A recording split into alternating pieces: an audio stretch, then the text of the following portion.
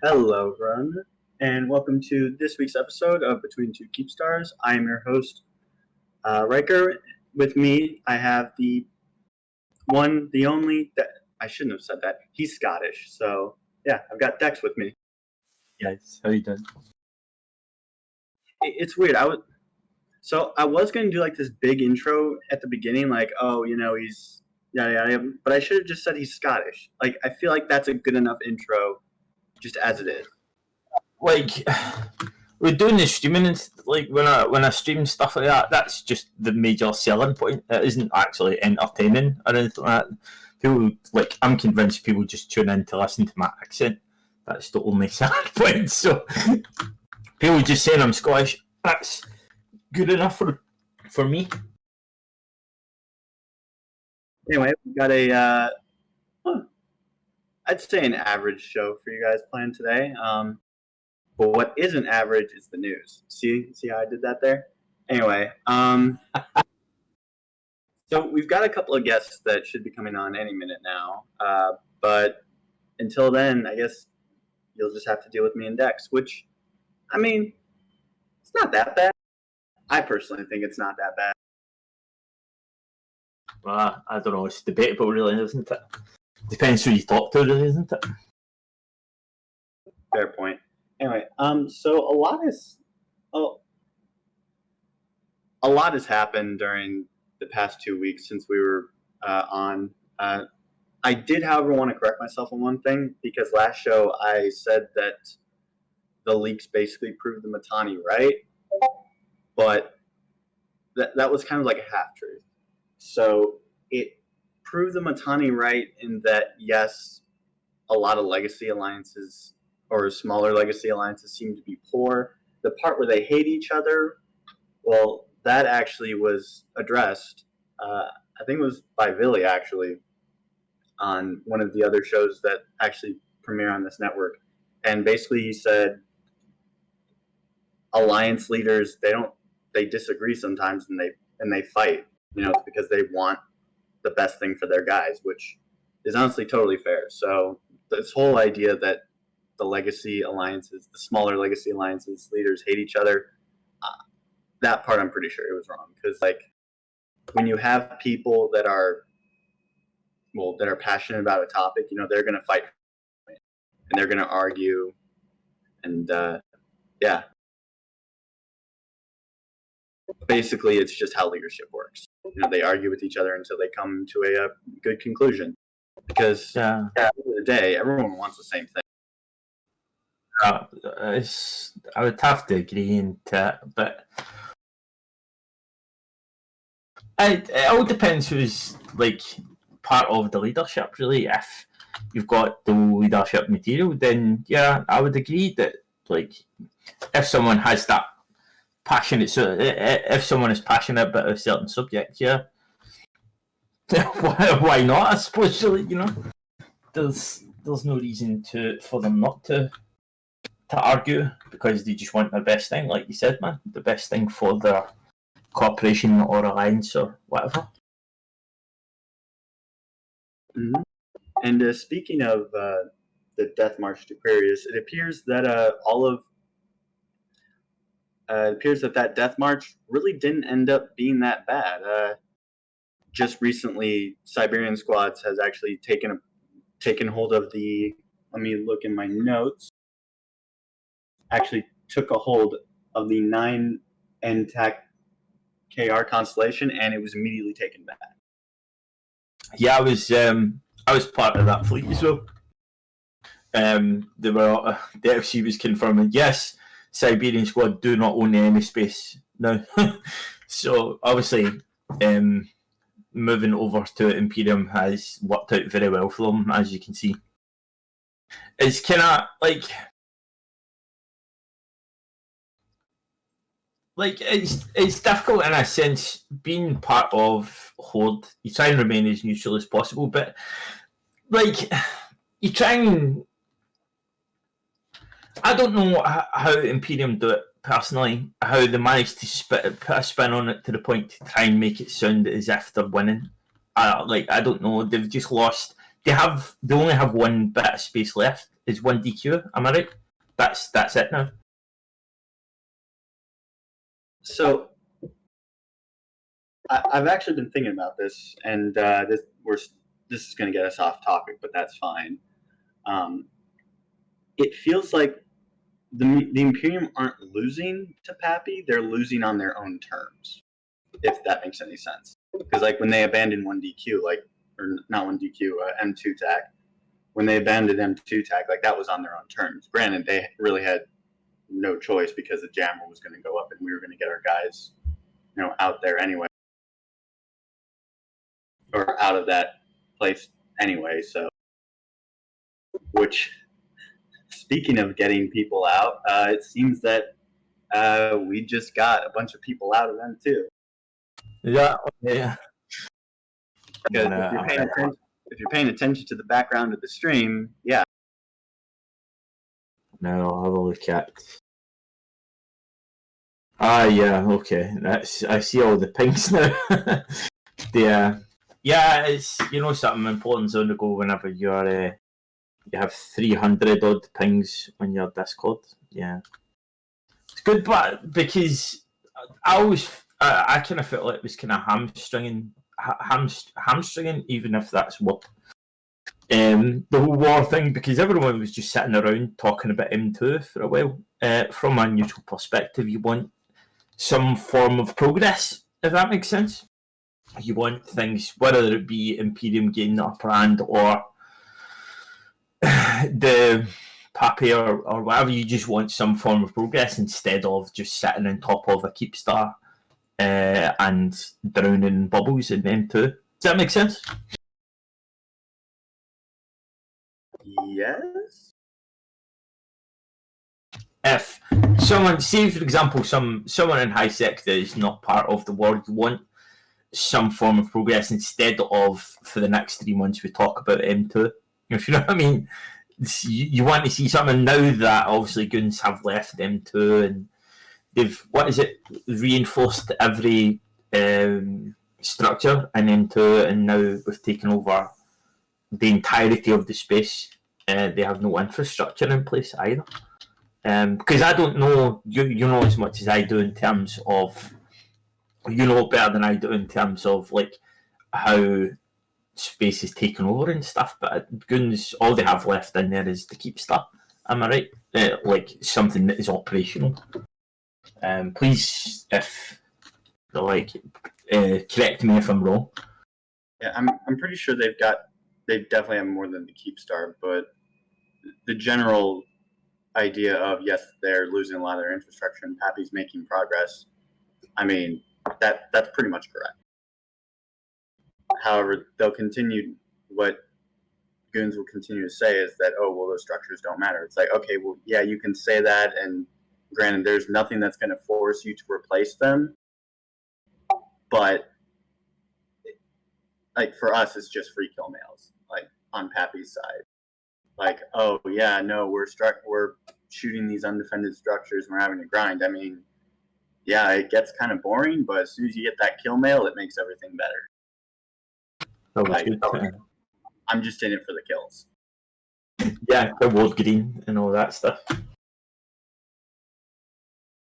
Like realistically, so one of the biggest things of this war, and one of the things I've seen local, is that people talking about who's the real bad guys and who's the good guys. I mean, I'm gonna be real. I don't really care who's the good guys and who's the bad guys. Like I may say, oh, Goons are the bad guys, yada yada yada, but at the end of the day, the bad guys are the people that are red on my screen. Like, yeah, like a good example was like I knew a bunch of guys. I knew a bunch of the Israel. I know a few of those, and they made like for longer than I can remember. They spent most of their time hunting Goons, and then they joined.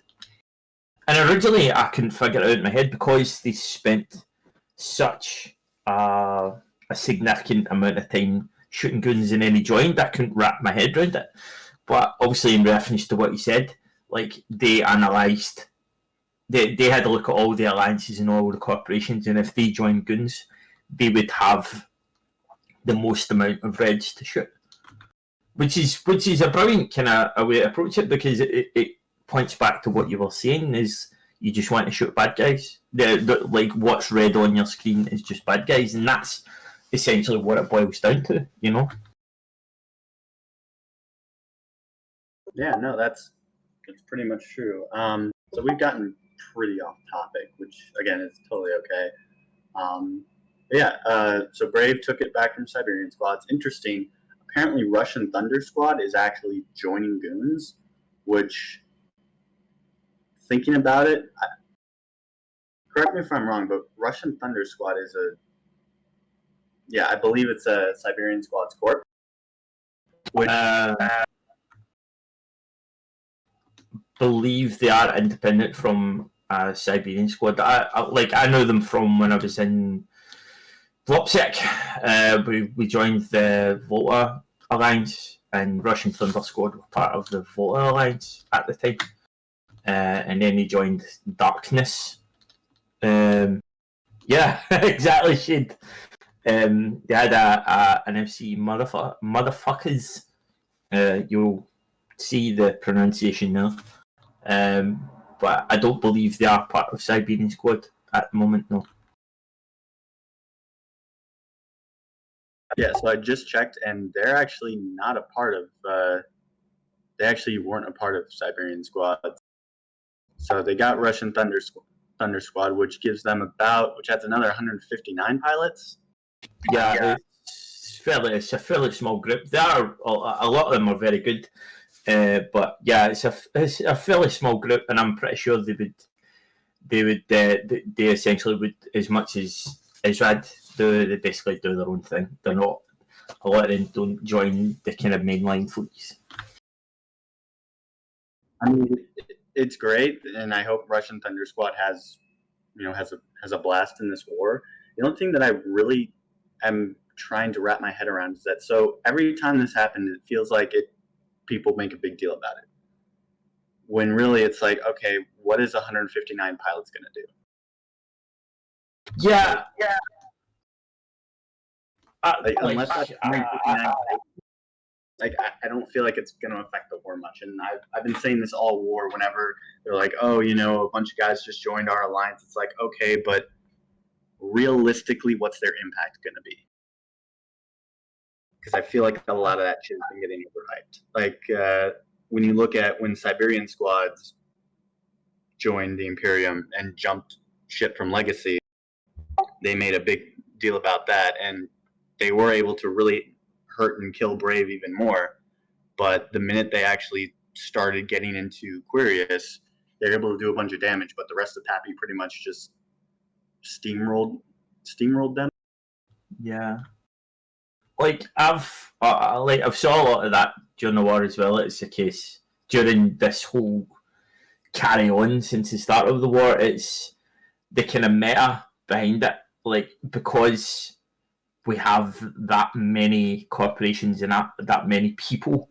Like, a lot of the time, the solution is just throwing a mass amount of numbers at it, and that usually solves the problem without a doubt. And obviously, you see a perfect example of that in terms of Siberian Squad. That's just wiped them out, just removed from the equation. Yeah, definitely. And so someone in chat mentioned they cause a lot of trouble in the back line. Well, here's the thing, right? Like, Goons and the Imperium have been burning the back line of Legacy for months now, and it hasn't slowed the war very much. Like, yeah, some of the smaller alliances that really couldn't survive on their own anyway are having trouble, but they really, like I've said this a million times before, not literally a million times, but quite a few times, they weren't really contributing much to the war. It's like, the way to describe it is, you've got two countries. You've got America and Russia fighting it out, okay? And America happens to be allied with Canada. But in order to affect the Americans, the Russians go and attack Canada. Attacking Canada isn't going to you're just going to be dealing with Canada. Now, if the U.S. is like, oh, well, we're not going to worry about Canada, we're going to keep on hurting the Russians, it's not going to, by attacking Canada, the Russians wouldn't be hurting the American war effort. It's the same thing in Eve. Like, they're attacking these smaller alliances that really weren't contributing much to the war effort anyway.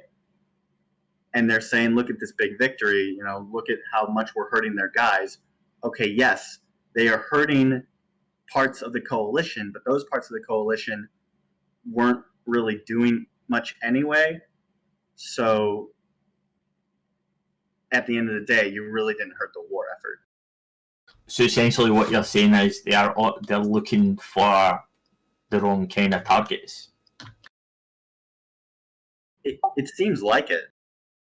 Because if they really wanted to hurt the war, if they really wanted to hurt the war effort, I feel like they'd be focusing on test. And then if they weren't getting much done in test, and if they weren't really getting much done in test, then okay, well maybe let's hit the back line of the front or something. I don't know. It just seems like a waste of time to burn regions that Happy obviously doesn't care about anymore and are just willing to let burn. Well, there is now a bunch of infrastructure now in place as well. So, you have the kind of heart of it all, like T5 and the surrounding areas. We now have jump beacons in place. So it does seem like Test are kind of following through with what they said, and they are kind of moving in as well, which I found kind of astonishing. Is why they would move out of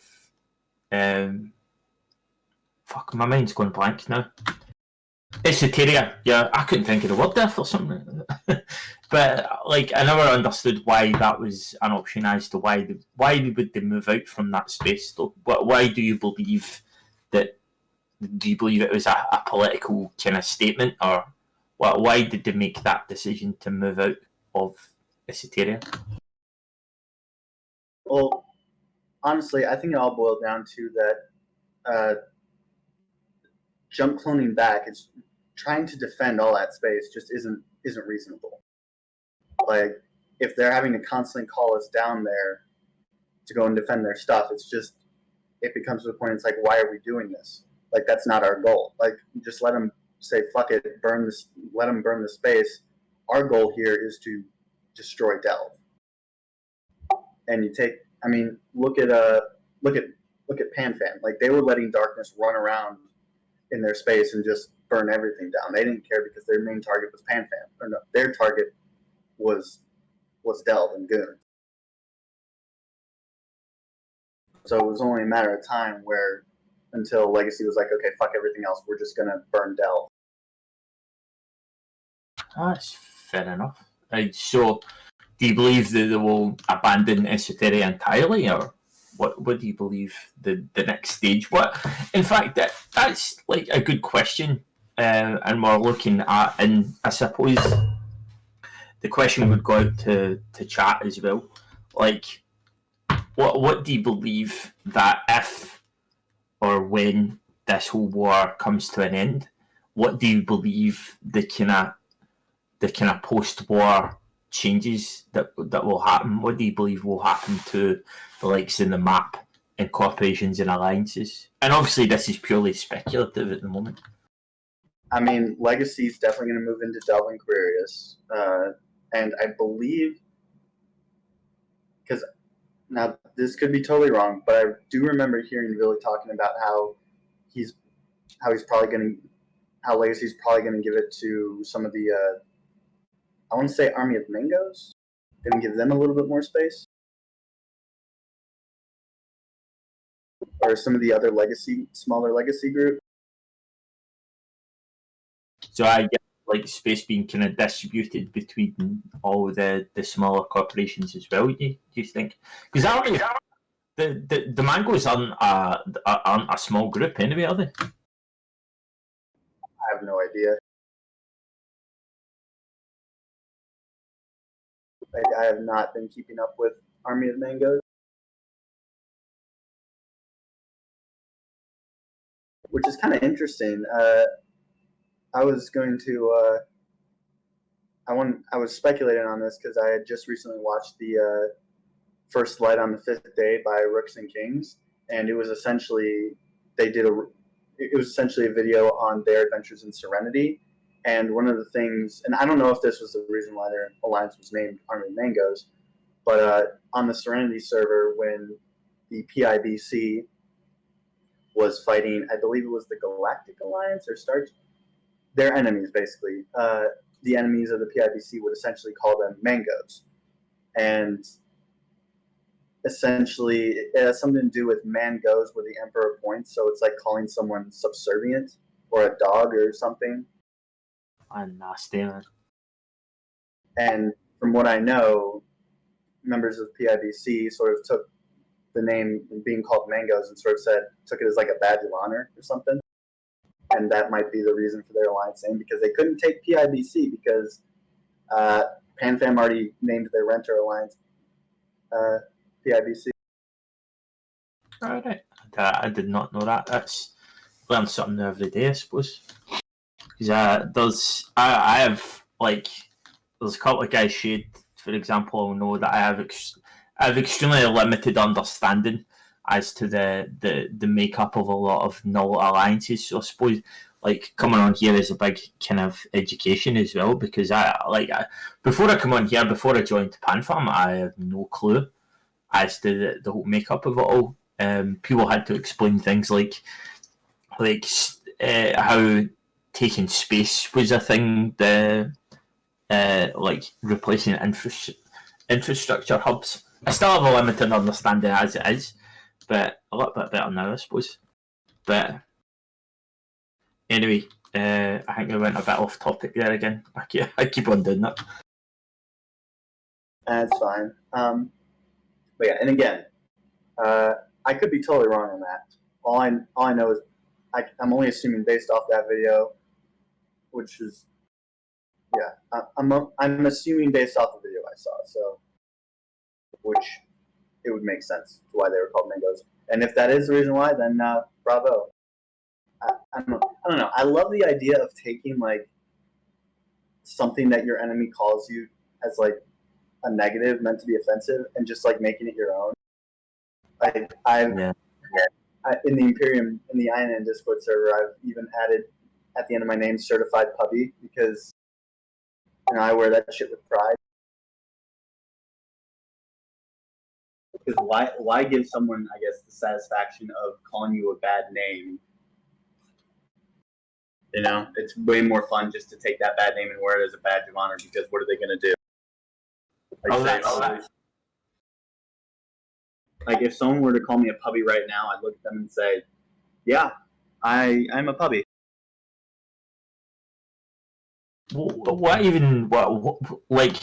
Educate me on the American insults here.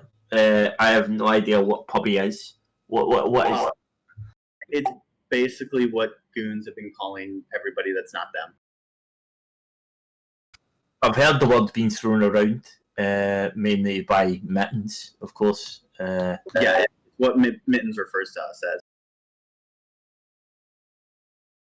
I'm speculating here, probably just means kind of part-timer, like useless or whatever. I'm guessing. I have no idea what it means. All I know is it's supposedly supposed to be derogatory, but I don't really view it as derogatory.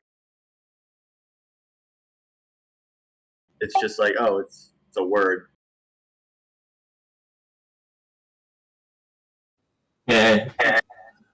But I believe you had the expert systems to address as well, the recently released, or soon to be released expert systems.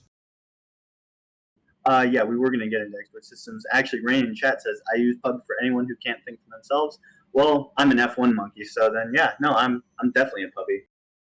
Because if FC doesn't tell me to do it, then I can't think for myself. FC what do? Yes, well, we all have that time, don't we? Usually, after like half an hour's sleep or something, you have no clue what's going on. So you have to have your brain is not switched on at the time. It's happened to us all, I suppose. Either that or hungover or something. But anyway, yes. So, in summary, Siberian squads took the 9 NP constellation. Brave took it back with the help of Pappy, and high fives all around. Granted, from what I'm looking at on Dotland, which actually I should probably pull it up so that I don't say something stupid, but that wouldn't be the first time this has happened on that. That has happened on this show. At least that people know about. Because there have definitely been times on this show where I have said stuff that I regretted later, but nobody called me on it, so hell yeah. There are future shows. No doubt it'll come up again. No doubt that it's just like on a regular basis, people have no idea what I'm on about in terms of my accent. Usually on comms, someone says about like, "Do you come with a translator?" or something like that.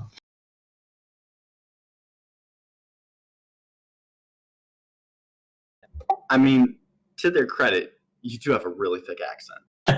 Yes, and this is enunciation. This is me speaking properly. Someone in chat just says, "I hear that Catch, I hear that Catch has lost to Pappy. Any news there?" That's all you, mate. I have no clue.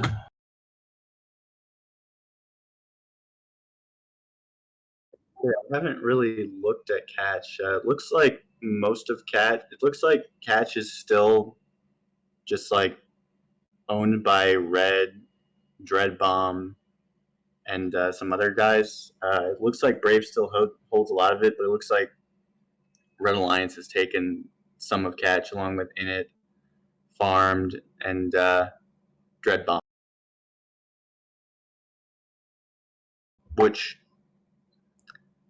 So I'm actually wondering if Dreadbomb is going to come up to Aquarius to continue to fight Brave. Because I feel like they could if they want content, but I also feel like that'd be a really bad idea. Because if they come up to Aquarius to farm, Brave, they're going to have to deal with the rest of Pappy, and they're just going to get blobbed out of existence.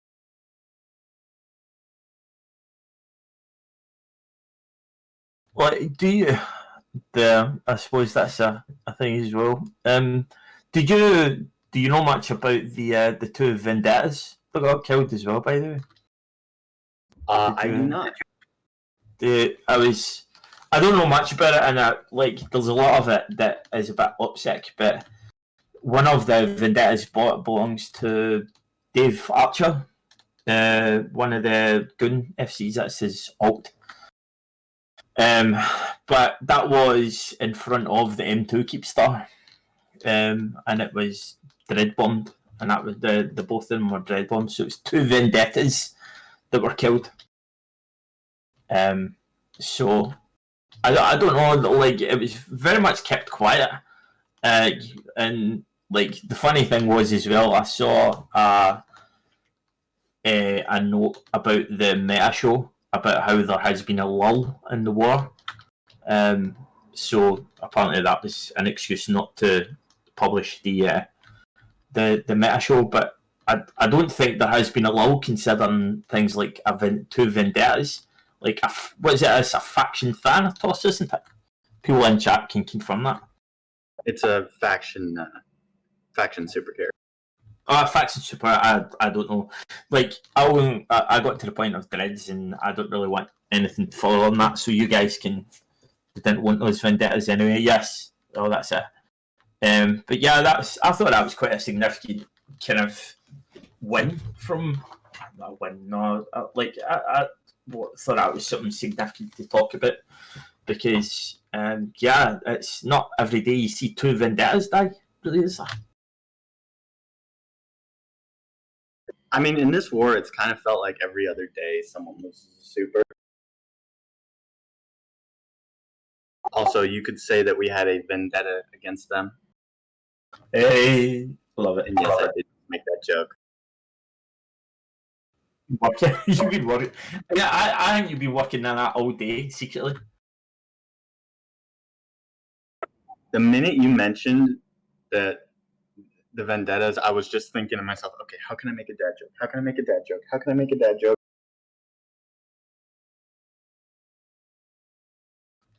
But yeah.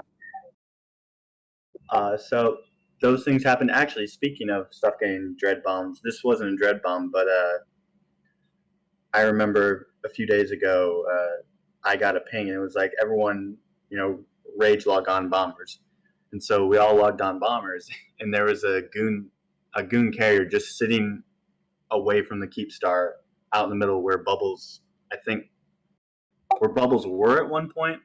But anyway, we just dropped a shit ton of bombers and just murdered it. I was sad though because I didn't get all my alts on the kill mail. I only got one. They have a lot of the changes have had a detrimental effect on a lot of capital ships because I've witnessed it was, I think it was seven polarized bombers literally saw a carrier just wiped out. So it has had, as much as a lot of capital ships were incredibly overpowered, I think they've went to the kind of other end of the scale now. Such an easy target now because yeah, and as you said, just max bombers and it just wipes it out in front of you. But well, the thing about capital ships is that they're powerful if used right, but if you catch them out of position, they're fucked. Whereas with a subcap, if you're caught out of position, you can make up that stuff. There are ways to get out of the situation. If you're caught and you're with a cap, you're pretty much fucked. Unless you're flying in the Space Turd or the Revenant, which apparently can Tokyo drift its way out because of that afterburner bonus, or a hyper hell. Which, speaking of, this actually does not relate. I find it hilarious how there's just been. So, have you been on structure bashes where there would just be a Moloch just come out of nowhere and whore on the kill mail? I haven't seen a Moloch yet, but I know that as time goes by, there has been such a limited amount of, not even limited, just non-existent defending of any structures. People are just dropping in with anything really, so any kind of future structure bashes, I'm pretty sure I'm going to see a Moloch at some point. Yeah, because I've been on structure bashes where all of a sudden, we're killing this thing, and next thing you know, surprise Moloch on grid goes, it kills the thing, and it then warps off. Granted, I'm pretty sure it's bait every time, because who drops a Moloch and it isn't bait? Is the Moloch? Is one of is it a Goon Moloch or what? Where does it come from exactly? Well, if it was a Goon Moloch, it'd be just deleted instantly. I believe it's happy. There's only ever been one Moloch died in the game, really, isn't there? One or two, I think. I have no idea. I seem to remember. Again, chat can confirm for me. I believe there has definitely been one. It was worth $500 billion, and I still remember seeing a structure, and the user was, this is his graveyard. What's his name again? That's going to annoy me. Give me a second. I'm going to grab the info. But yeah, only ever one I know of has died in that game. But I don't know why you would want to do that. Take a ship of that level. It's the same idea. This is something I could never wrap my head around, right? And again, chat, you would be able to help me with this here. I saw someone buy a Zanissa the other day at $8 billion. What exactly are you going to do with that ship? Because if you take that out on a dread bomb or whatever, that you are just a big shiny target. So it's just going to gather dust in your hangars. So what would you do with these things? I don't understand. Do you know? And it's the same idea. A faction titan. Why would you want to take that out? That's a terrifying prospect. The kind of value that you're taking out here. Probably because people have so much goddamn money in this game that they don't know what else to use it for. I mean, you got multiple titans just because they've got the S. Yeah, like, it's insane how much people have. Only one has ever died. Yeah, I was right. It's Ronnie Cray. It's a pretty hanger queen there. Ronnie Cray. It was a 500 billion Moloch. And aye. So sorry, I was that was going to annoy me for it, but yeah, that was a famous one that died, and it was. But anyway, sorry, carry on. That was just a thing that was going to bother me. I'm going to quickly segue here and introduce our guest, our new guest. Vryre is actually returning to the show to talk about Snuff shenanigans. Hey, how are you guys today? How you doing, mate? Good. I apologize. My voice may be giving out halfway through this. I'm currently trying to overcome a little bit of a sickness, but I will talk about our shenanigans here. So, what time do you call this field? We've been going for 40 minutes now, and you just show up now. Yeah, my voice came back enough that I could actually talk a little bit. Yeah. So I'm currently drinking rose tea or something. Somebody suggested may help with my voice. So, yeah. So the high sec war that got, gosh, I think most of the game. I think it was like over 100,000 players at one point had war decked snuffed out. My overview, by the way. I'm sorry. You broke my overview. Oh, yeah. Oh, that's right. Yeah, one of that. Like, that was a huge thing because, like, at first it was a situation of like, it started out as like a big joke. Like, somebody in one of our corps who had the power to do that was like, "Oh, we're just gonna do it," and I don't think it was kind of like a rogue thing. Like, "Oh, we're just gonna like do it and see what'll happen." And so it started this huge chain of events where eventually people at war down in Delve, excuse me, like it's a situation where like they won't appear on your overview because you're both in a war on the same side. So we'd start seeing these panicked pings from Test and Goons and Horde that, hey, you may be getting shot by somebody from the other side because your overview is screwed up because of the war. So it became this thing of like cascading hilarity that quickly spun out of control. Yeah, so it ended with a couple pretty fun Reddit posts, and I think it was the best like 1.2 bill ever spent for a laugh. I don't like. I give you credit for that one because, yeah, like on a couple of fleets, everyone you could hear the collective panic. Like on a few occasions, why are Goons blue? Why? Yeah. Why are Goons blue on my overview? What's going on here? But it improves the situation so stupid as well. Like they are the enemy in nullsec, but an ally in highsec. It seems such a messed up situation.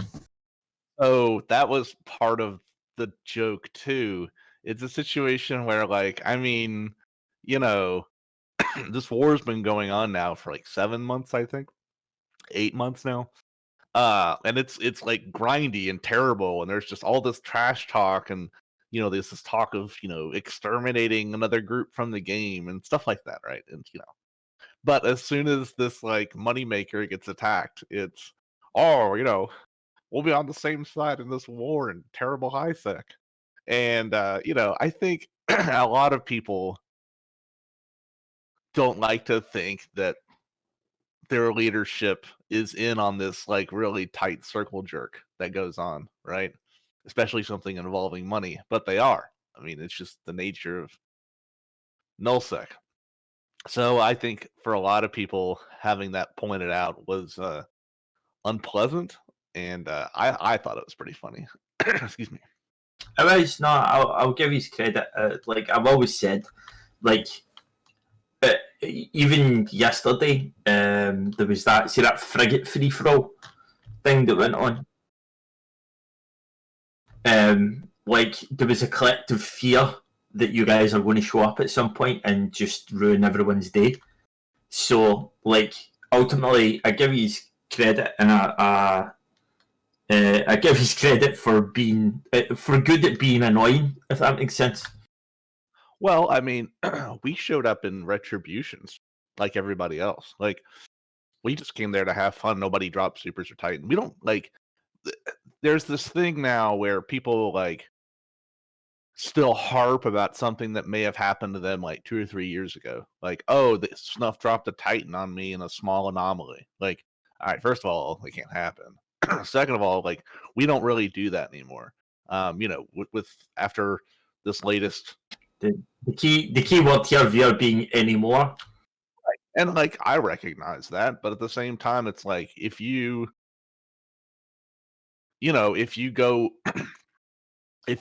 you expect somebody to do the same thing over and over, like that's changed. I mean, just the nature of the game too. Titans don't have Haws anymore. Supers are, besides a couple supers, are pretty worthless. Like, so it's changed the game for a lot of people.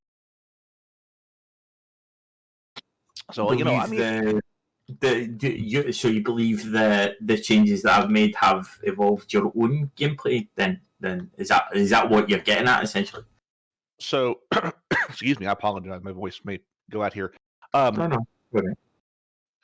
So, pre EHP changes and resist changes, Snuffed had the highest, and I think we still do, but we did have the highest number per capita of supers and titans, right? Per person. So if you counted the number we had and then the number of people in our alliance, we had the highest ratio. And that allowed us to punch above our, in a sense, because we could power project. But even though we were smaller than a lot of these nullsec groups, we would take on nullsec groups and stuff like that. You saw that when we took on Darkness in 01Y, and I mean, it was Darkness and Ranger Regiment. That was a pretty good fight. It was like a Titan fight without tie-dye, which is almost unheard of in the game. So once these resist changes happened, and supers and Titans lost some of their potency, it forced us to adapt a lot of the fights that we take and a lot of the stuff that we do.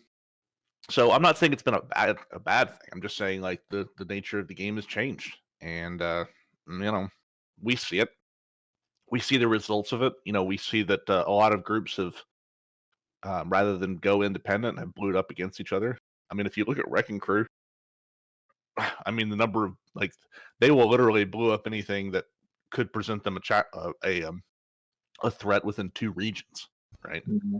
So, I mean, it's a situation where some groups adapt by just making more friends. Other groups adapt by changing tactics and stuff. It just depends. Yeah, I think low sec too. Excuse me. We have the advantage of we don't have SOV obviously, right? So we don't have to forge these alliances to protect ourselves, right? Because what are you gonna do? Shoot my NPC station? Okay. So I mean, I understand Null is an entirely different game for small groups. You have to. It's real politic out there. You have to do things to survive, or somebody's just gonna swallow you up. Yeah, without a doubt. But yeah, it's like it's good to see like meta's changed, but like what from your perspective, obviously, like in terms of the tactics you use, do you still follow the current kind of volley meta No. that goes like? No, like okay, so yes and no. That's a really good question. Like that's really cool. No, so like it's one of the reasons why like so you guys fly a lot of hacks, right? A lot of Munins, Eagles, things like Yeah, that. Right? Artillery, I hope rails. that's going to change soon, man. I'm Right. sick of this saying I'm immune. Yeah. So I mean like that's the idea behind it is you have alpha, you trade enough that the other guys can't keep up with you just blasting stuff away and they have to disengage. For us, I think it's a little bit different because low sec allows you to do things like fly with implants, right? So especially with high grades, I mean, you can get a Legion to pretty decent EHP with their SIG radius are pretty good. Macarials and TFIs become very, very good. So they're like, especially with TFIs and Macarials, there is like an alpha meta with those, obviously with the artillery. But I mean, you can still get your 800s on there and get a good brawl going on at close range. So I think the the max tank ability to like plex tank essentially your ships changes the meta a little bit in low sec for small groups. So you can still kind of punch above your weight if you really spend a lot. I mean, if you really spend it, an Armageddon, no, a shoot, uh, the yeah, you can get some pretty absurd EHP out of battleships in low sec.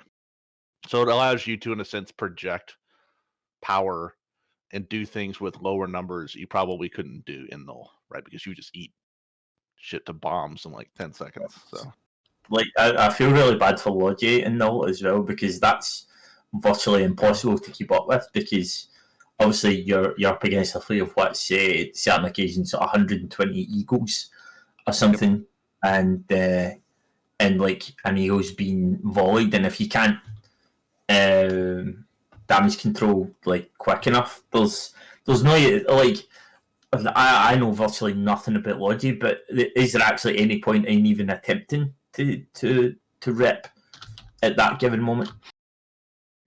I don't know enough about null sec.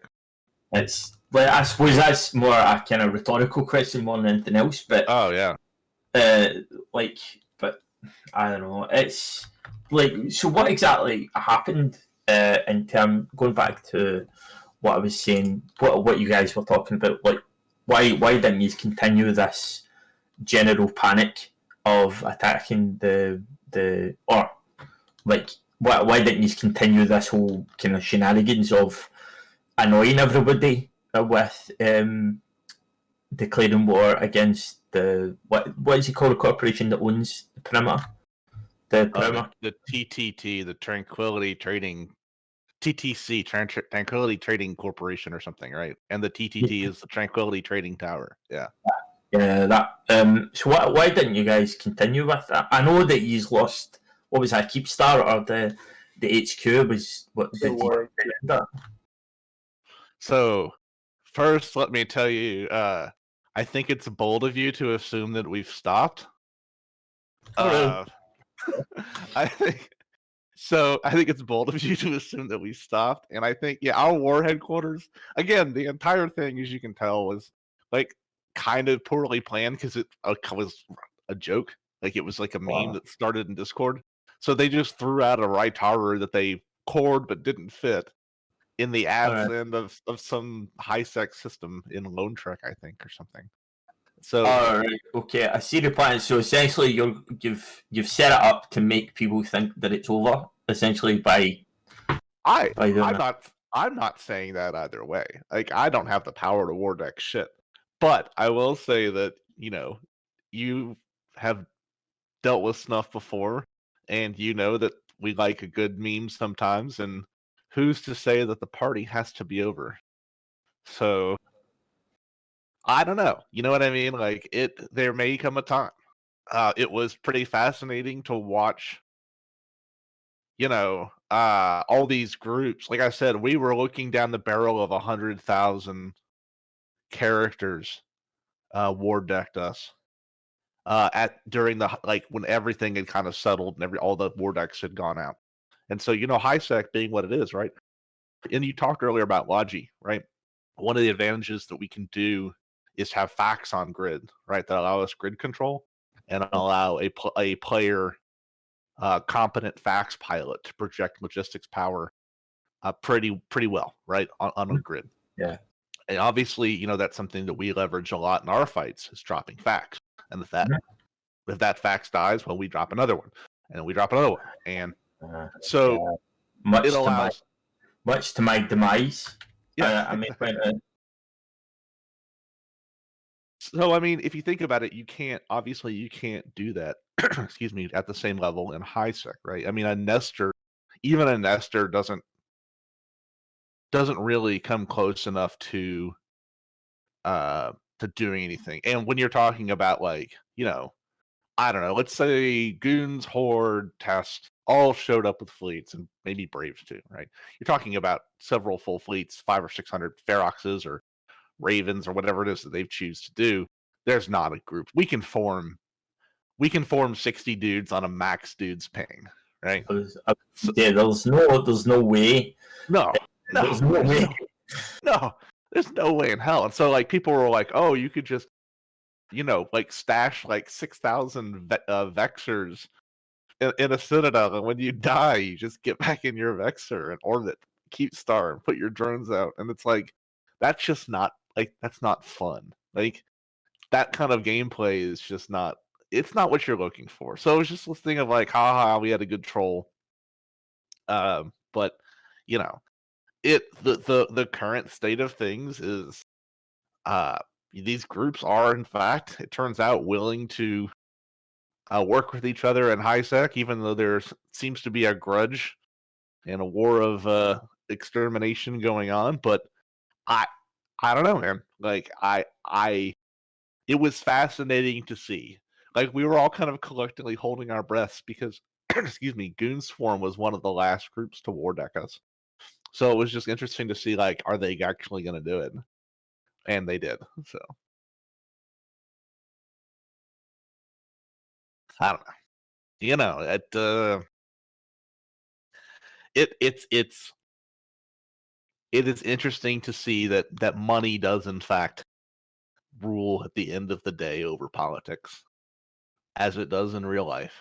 Well, no, I agree with you in a certain extent. It was good to kind of stir it up a bit because, how long has the whole Keep Star thing been carrying on? The last time I remember, I think there was a crowd that tried to attack the Keep Star. I think it was a bunch of Vexels or something like that.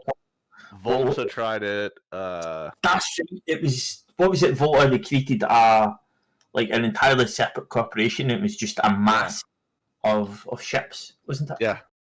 Yeah. So the idea was I think for them it was to create an entire alt corp, put alphas in there, and train them into Vexers or something, right?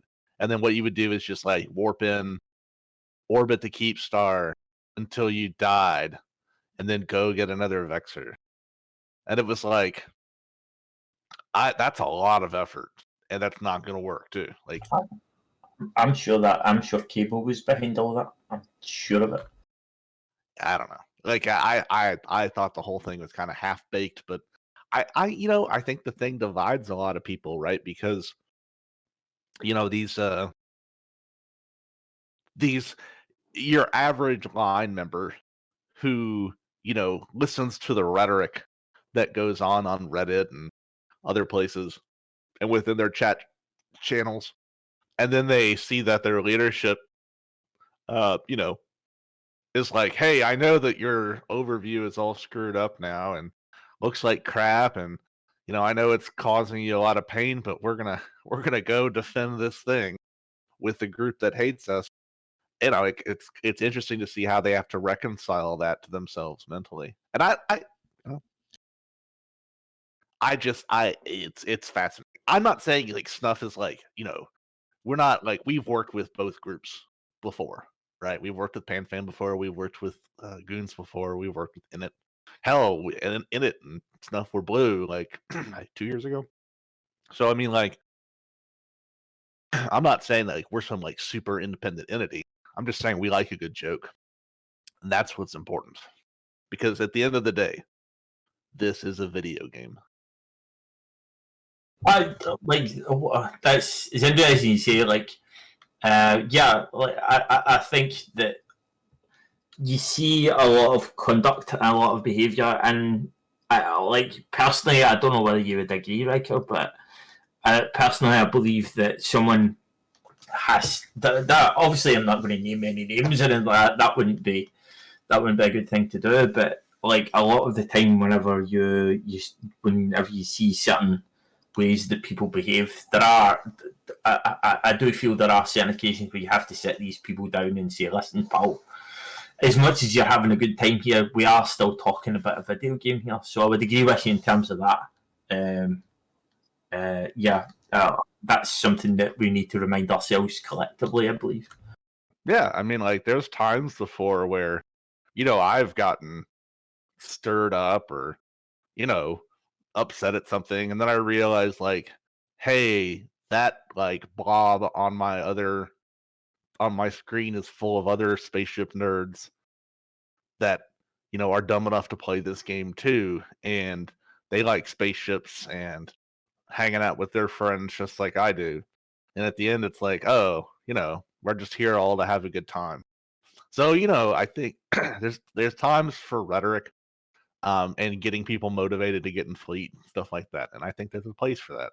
But at the end of the day, also, I think it's important we remind ourselves, like, this game is full of people who have made terrible life choices and are currently sitting in TeamSpeak or Mumble with a bunch of other dudes and, pressing buttons to blow each other up in space. I'll So I'll take that as a compliment. Thank you. yeah, I mean, like, yeah, like, I've had a lot of friends who I've tried to get into this video game, and they like play it for a couple days, and I even end up going fleets with them, and they're just like, oh, it's not for me, and it's like, okay, it's disappointing, but it's okay.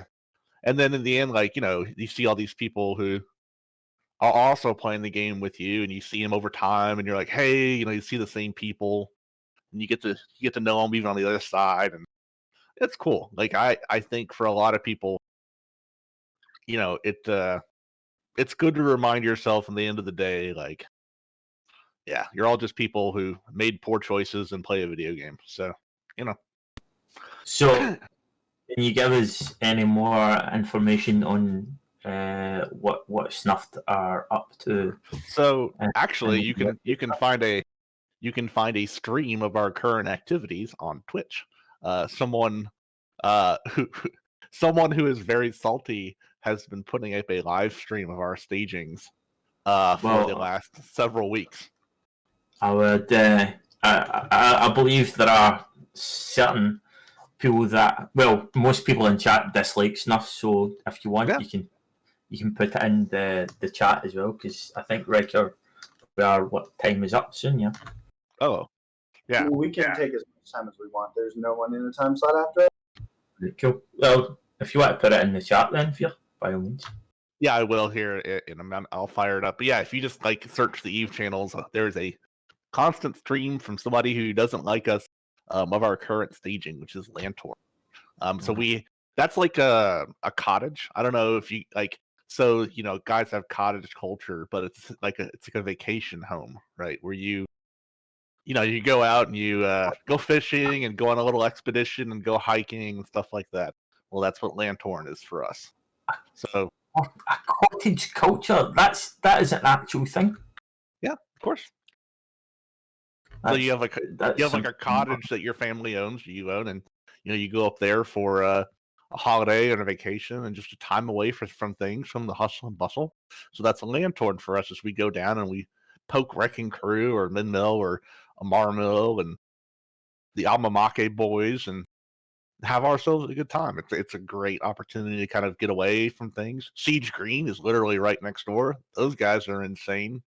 We love them to death. Like, they are absolutely insane dudes. Like, they're great, and they always give good fights, and Erestrian's a very good FC.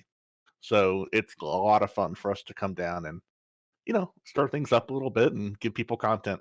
Sometimes they're the content, sometimes we're the content. So I'm going to put you in the spotlight as well. That I've put it in chat to see if anyone has any questions for you as well while we're here. So yeah, sure. If you don't mind to ask them, if you see one that's interesting, I don't have Twitch open right now. No, it's fine. I've got it here at all, man. But yourself, Riker, you got much to say on these subjects? Yeah, if anybody wants to ask me some questions, I will answer. Sometimes seriously and sometimes with a meme answer. I'm not going to comment on any ongoing or future operations, but I think some people they've heard things or they've seen things and they don't realize Snuff is full of jokers and memers who just make fun of each other and like to poke the bear a little bit. So Rain asks, how much time do I have to get my stuff out of the Amamake Keepstar? Okay, that got me laughing really well. I guess Blue or somebody will have to do a Reddit post to let you guys know once that happens.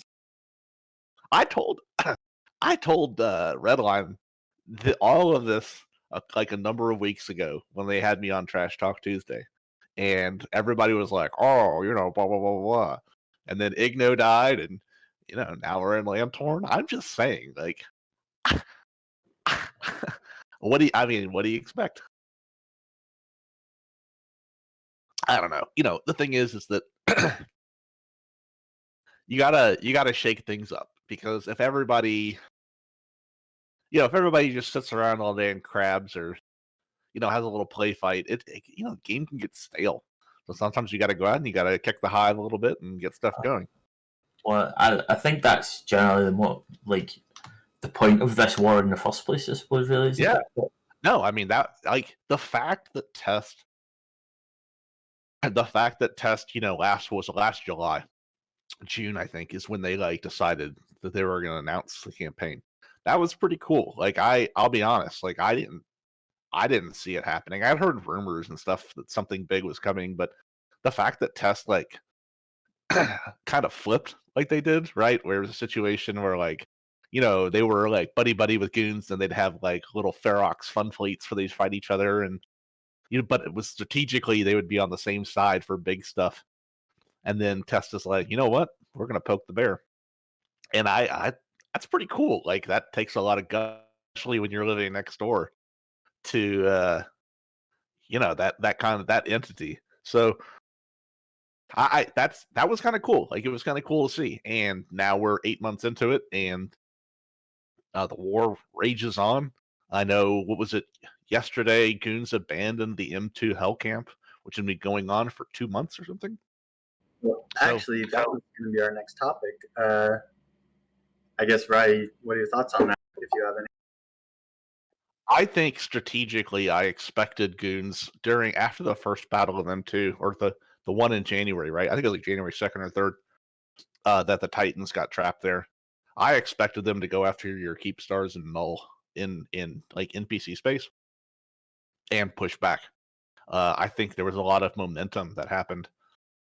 A lot of momentum was available after M2, and rather than take that momentum, they kind of just sat back, in M2 and camped these Titans in, and I didn't see an attack in PC Null, or I didn't see an attack or push in Aquarius. It was kind of it was a lost opportunity. I mean, Pappy were on there, from what, again, I'm an outsider to all of this shit, but from what I could tell, Pappy were on the back foot, right? And there was a collective shock that, oh crap, a lot of our stuff is trapped now, and they lost momentum and advantage, and Goons just kind of sat on it, and it was kind of, I don't know. Sorry, go ahead, Dan. They did gain the upper hand. Well, I wouldn't say the upper hand, but they did push back to a certain extent. They did take bits and pieces of space. But I believe there is a section in Delve that PL own, and the Goons took a part of that. Rain, you are, obviously you have more information than I do, but they did push back briefly, but they never held on to that. They, as you said, they kind of sat on that, and then obviously we made that push and then just took it all back again. So it was surprising to see them all just kind of sit on that. But yeah, no, they did push back to a certain extent. So I would disagree in terms of that. But I don't know enough about the geography of Delve, but I know that currently the escape route for Supers and Titans out of 1DQ is looking rough, right? Based on system jammability and the death of keep stars and stuff like that. So I expected there to be a bigger push on, ensuring a clean route if things went downhill. And I don't. Again, maybe there's some grand plan that I'm not seeing, and God forbid anyone ever put me in charge of anything. But I just don't see currently that. Maybe there isn't an escape route. Maybe that's the whole point: is you burn the ships behind you and you really hunker in. All I know is that I'm glad I'm not a member of Pappy going into 1DQ, because that is going to be a butcher's bill and a half. In fact, that's going to be multiple butcher's bills. So, best of luck in all that. What's interesting, Vryre, about what you said about how you said that it was a missed opportunity, but a lot of the actual Pappy FCs I've talked to have said, yeah, no, they should have really went in and pressed their advantage, but they didn't. But it seems like they're more concerned about saying, well, you're attacking us, so you should come and get us. It's time for you to nut up or shut up. It's like, well, we've been doing that. We've been killing your stuff. So I don't. Yeah, honestly, I don't know. Like they're choosing defense, but they're not attacking. In order to win this, they're basically counting on the fact of PanFam's going to go home, so that we can then kill Tess once PanFam goes home. But it's been shown over multiple weeks and multiple months that I don't think PanFam's going to go home. And when you have an event like M2, where essentially Pappy lost a shit ton of Titans, Billy even said he was thinking that the war was going to be over. But then you had PanFam FCs step up and really start to hand victories back to Pappy and really regain the momentum. There's nothing better to build bonds than going through something traumatic together. And during M2, Pappy had that, traumatic event where they lost hundreds of Titans, which normally in Big Eve wars, historically, that would have ended wars. But Pappy stayed together. And it's kind of put Pappy in the situation where it's okay, if we can push through that together, we can do anything together. And I think that is just to only strengthen the bonds and to only instill more resolve in essentially Pappy. Let me also say that I am looking forward to the breakup of the Blue Donut as much as anybody else, and the end of the war in Delve, because I'm looking forward to going back to hunting people in Supers and Titans in Delve again from Delve NPC space. So I'm looking forward to the end of this war either way, because my dreads have been sitting unused in NPC null now for the better part of 8 months. So like I said, I think, okay, in order for there to be a war against Goons, there has to be the current situation, right? There had to be a blue donut, a blob big enough to take on these guys. So I don't think necessarily that Goons have a leg to stand on as oh, the game is against us, because they had prior to test flipping, they had the biggest donut in the game as far as numbers and stuff like that went. So I don't think it's necessarily fair of them to point and say that, oh, now the game's against us and we're outnumbered and outblobbed. But at the same time, I don't know, I think there were a lot of missed opportunities there, and I'm glad I'm not calling any shots, because I don't know. maybe there's some strategic thing that I'm not seeing, and sometimes there is, right? Where these decisions are being made, and you don't know why. But I saw a little bit of pushback on the iHubs after M2, and then it kind of fizzled out. I was like, oh, okay. And then now it's reached Strat 6, and the jammers are online today or something, and that's it. Like M2 is dead, essentially. Well, and what's interesting is that like there really hasn't been much of like push. There hasn't really been a push to stop the M2 jammer from going online. Like, yeah, there were a couple attempts, but we immediately rage formed Munins, got in there, killed their stuff, and secured the iHub. Like there were, I think at most like 3 fleets that I went on. I think to the iHub. This is a situation I think where I think Mittens said it in his thing yesterday, his fireside yesterday, right? They were hoping that they could get another Titan fight out of it and really drive the nail home. They were gonna I think they were hoping that like Pappy line members who had a Titan trapped in there, rather than just like, unsubbing the account and not paying for it for 2 months, would like be pushing their leadership to get their stuff out and force another Titan fight. And I think that the fact that that didn't happen, is disadvantageous. And I think in subs, I think Goons are going to get beat almost every time, right? Because Pappy just you're talking like, you guys can form like 3 different fleets, right? And Goons are forming 1 fleet of like 250 guys, but you have 3 fleets of 200 guys. So there is a subs advantage there. So I think trying to force the Titan fight was cool, like it was a good idea, but I think it was a lot of wishful thinking, because I think that they were hoping that line members with shit trapped in there would have been upset, and I think a lot of people were just like whatever and just unsubbed the account for 2 months.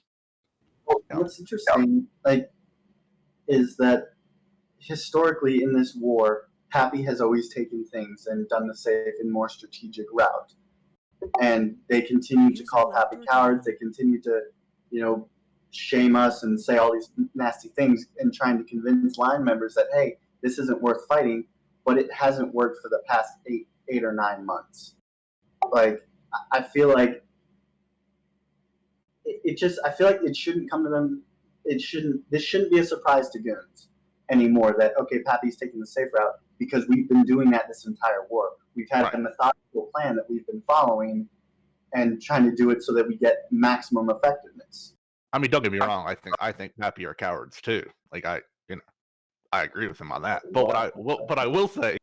Well, no. You have to quantify what you said here, Vryre. Why would you say that?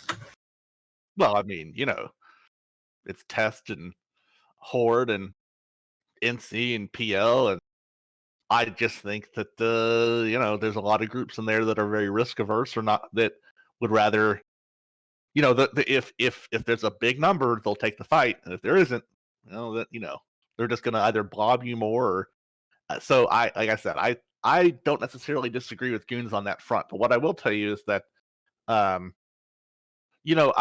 think one of the things people don't realize is when Villy said they called it like the Snake Coalition or Python Coalition or something. There was some meme towards the beginning of the war, right? Of like a snake, right? Where you just, an anaconda, that's what it was. So the anaconda coalition, where essentially we would slowly constrict Goons. Right. I think a lot of people on the side of Imperium didn't realize what he was saying. And I think you're seeing that. Like, it's no rush.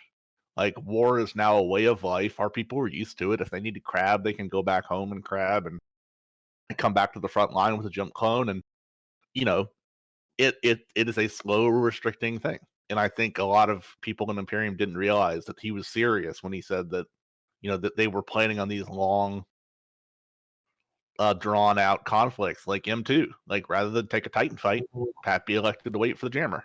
And that is an anaconda. So that's not necessarily, like, if you look at the bigger picture, that's not necessarily a simple case of, as you said, cowards or anything like that. That's based on the mechanics. Is making that possible. Right. And in terms of what you said, out blobbing each other, that's not necessarily an independent decision. That is a kind of culture.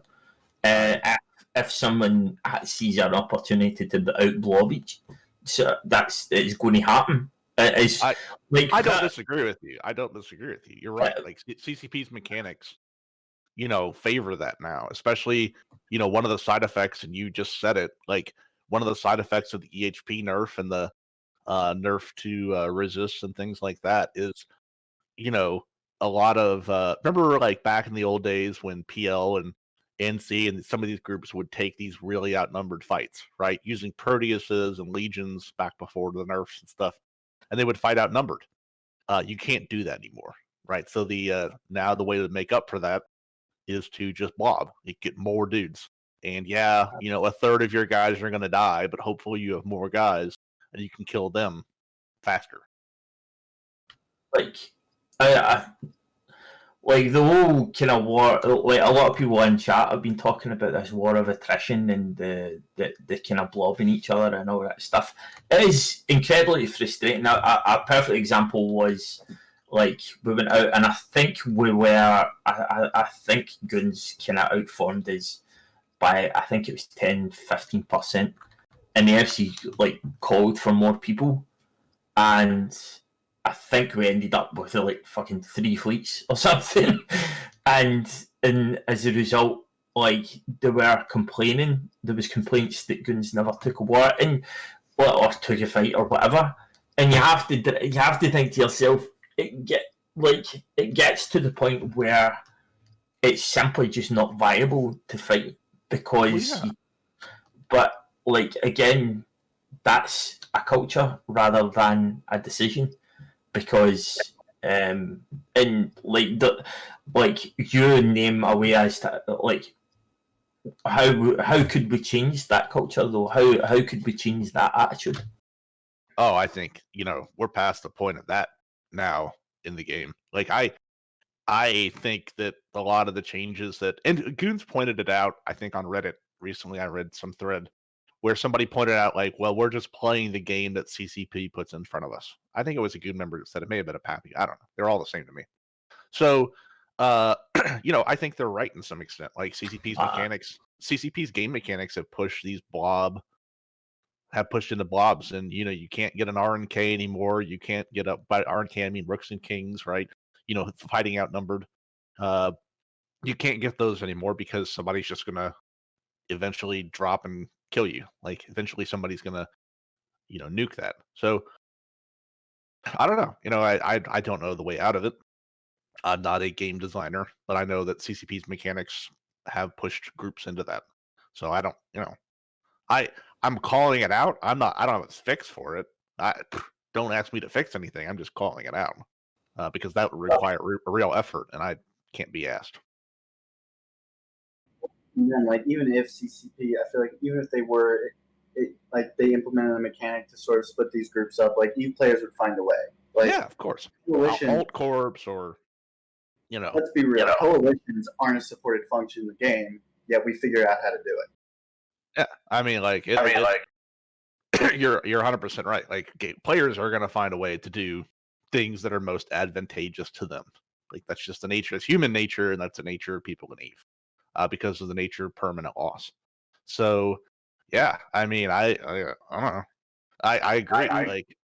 I think these coalitions are terrible and dumb, and I think that they stifle a lot of gameplay. But at the same time, like, they're necessary for survival for people in nullsec.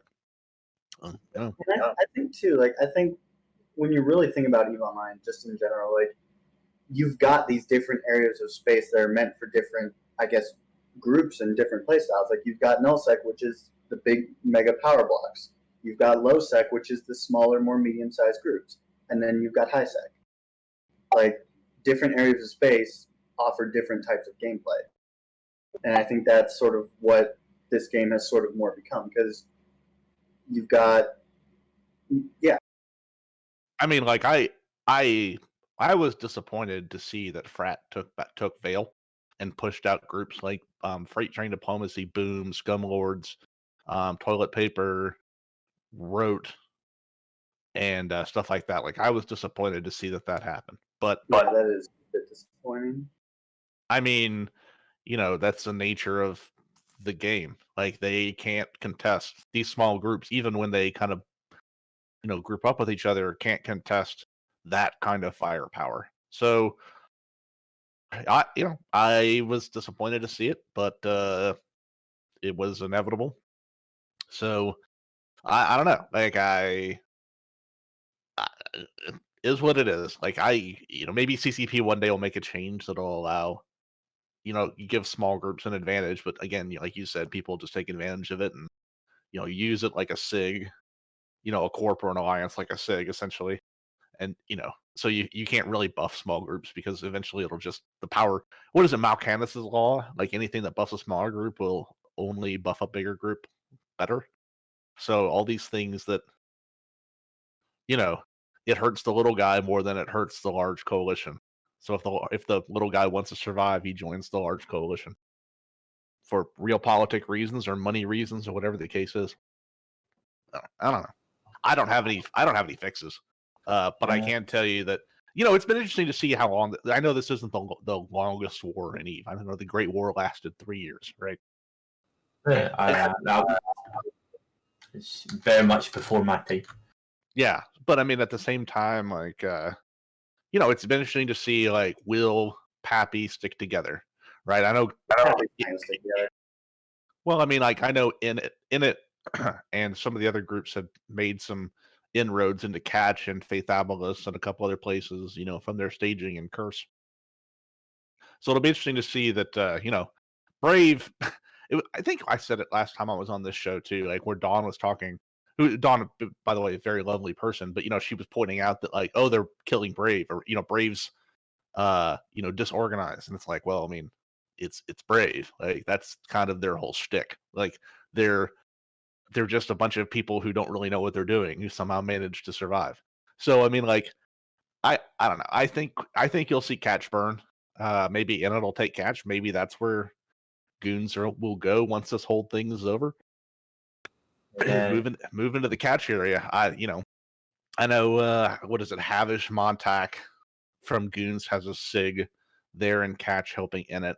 So maybe that's the foothold for future plans. I know Havish, yes. But Riker, we have our other guest is just managed to show up. Gerd, he's in the public voice right now. Have you drag him down?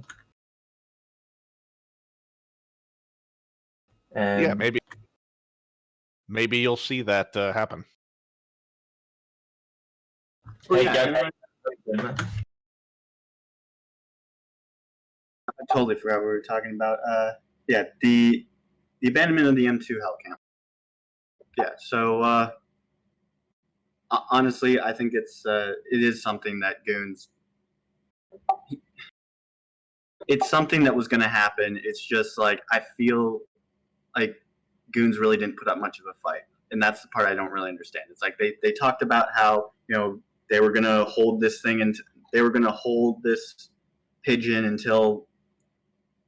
Yeah, they made all this herfblurf about how they were going to hold the Pigeon, but then when we actually went and took the iHub, like, they didn't really contest. Like, I was only on 3 fleets out of the entire 35 days in which they were actually contesting it. Like, there was no real effort to actually try and take it back.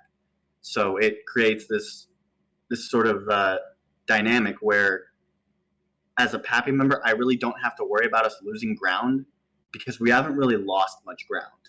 And Goons don't really seem to be trying to take back their lost ground. And what I hear from their narrative and what they keep saying is like, oh, we're defending. Okay, you're defending, but every time we take ground, you're not really taking it back. So I think it's a matter of time. I think that there's 2 parts to what you're talking about. Let's say the first part, the herfblurf, right? The propaganda. Like, how do you reasonably motivate nerds to log in and play in 10% tie-dye, right? Like, or every time you take a gate is a 30 or 40 second load time as you go from gate to gate because your fleet's so big. Like, how do you motivate people to do that? So you have to create this narrative, to create the story, to to get people to log in. Like, you want people to fleets, you want to have fun and maybe win the objective, and so you have to create these narratives. And I think that's what you're seeing. Like, even though people are like, oh, it's not true. Like, that's right. It's a story. Like, just take it for what it is. It's propaganda. Like, come on. And then I think the other part too is, like, I think you're seeing, from the Imperium side of things, like, there's their their FC bench was not as deep as Pappy's. I mean, like, so you've seen a few people step up from Imperium side. I know, like, Dave Archer, right, has been leaving a lot of fleets. Tom Flood, a couple of these other guys who were kind of no names before, and now they're, they've got some pretty significant keys because they've stepped up and done some FCing. So you have a couple guys from the Imperium side you've seen who step up and do that. But on the Pappy side, there's just a lot more depth there, right? And how do you stop somebody from burning out? I know if I had to, like, lead multiple fleets a day, every day for weeks, I would hate my life too. So you can't really blame them for that. So, I mean, I think that that's just the nature of things over time, right? Like, yeah, you didn't see a lot of push for him too because you guys time things. I think your all Sav is set for US time zone, I think, right? Yeah. So, I mean, like, there's a definite numbers advantage over Goons in US time zone. So, you've seen Asher at AFK a lot recently because, I'm sure the guy's burned out. I mean, whenever he's active, he's doing a lot. There's a lot of trees in his local area as well. I don't know. It just feels like it's not helping anyone to where you're saying one thing and then just doing the exact opposite. Well, I mean, it's a narrative. Like, yeah, I mean, the herf blurf and the propaganda and the beating of the war drums and stuff like that. Like, you have to expect it because you got to get people to log in. Like, you don't want your team to just give up and roll over, so you create this narrative. And even when things don't work out like your story said, you create some other story to cover why that didn't happen. So I do I think that Goons are gonna eventually get kicked out of 1DQ? Yeah. Like, eventually it's gonna happen. There will come a tipping point. But, like, these guys have put up a fight against a large portion of nullsec for 9 months. You gotta say that that's pretty impressive. Like, all things aside, at a very objective level, it's pretty impressive that they've held out this long. Gerg, I believe this would bring us to the subject you wanted to talk about. If you're with me. One of the interesting things is that back in 2009, there was an article written describing how a failure cascade actually happens, and the author specifically points out that while people keep assuming that some big loss is the kind of thing that's going to end an alliance, a far more insidious thing that can destroy an alliance is when some everyday minor losses, like maybe you lose a Fortizar or even a Keepstar every day until you get used to that being the normal thing. If that becomes normal and that's just something you can't get away from, that's a more insidious danger to an alliance, according to this article. Do you remember who wrote that? Funny. Yeah, in 10-Ton Hammer. That's right. It was actually a really well written article. Like, I thought it was, and it still holds true to this day, right? Is there becomes this cognitive dissonance where, everyone around me sucks. Like, all the guys, like, nobody's logging in. Everyone's terrible. I'm just not going to log in too, right? And there becomes this cascade of events that happens that eventually, the war is already lost mentally. So I think, to avoid that, you have to create a narrative or a story to get people to fight against the odds. And maintain good. that morale. I think they've done a better job than most alliances at avoiding it. Like, I think that at most other alliances in this situation would have collapsed already, but I Yeah. don't expect them to hold out forever. Right, and yeah, I mean, you said it correctly. Like most alliances would have already eaten. I mean, against a force that size, would have already disbanded or collapsed or just taken their toys and moved on. But if they have a good internal culture, right? They take care of their people well, right? I know Karma Fleet is still doing Corp SRP on top of the normal Alliance SRP for things, and that gets people to log in. Like when you're taken care of, I think too that when there's like our backs are against the wall thing, to some extent that's a bolster for them. So I hats off to them. Like it's been pretty cool to watch from the sidelines. Uh, you know, as a Snuff guy, we don't really have any part in this, but it's been interesting to see, and it's been interesting to see how well they've held out against this. I know, at the beginning of the war, it was this daunting task of like Goons had a ton of keep stars, and delve geography makes it very difficult to invade. So it's been impressive on both sides what they've been able to achieve. So as like a counterpoint to that and keeping like guys motivated, if you look like after M2, Pappy pretty much took a hit to the face, but then we saw a lot of the pilots basically accepted the fact that they had this really big defeat and morale was extremely low. But it's almost like accepting that defeat and saying, hey guys, we're going to do better. It's almost like that had sort of the opposite effect. Like that got people more motivated. And so I think this whole idea of having to keep a narrative to keep your guys going, like you don't really have to. You can just tell you guys the truth.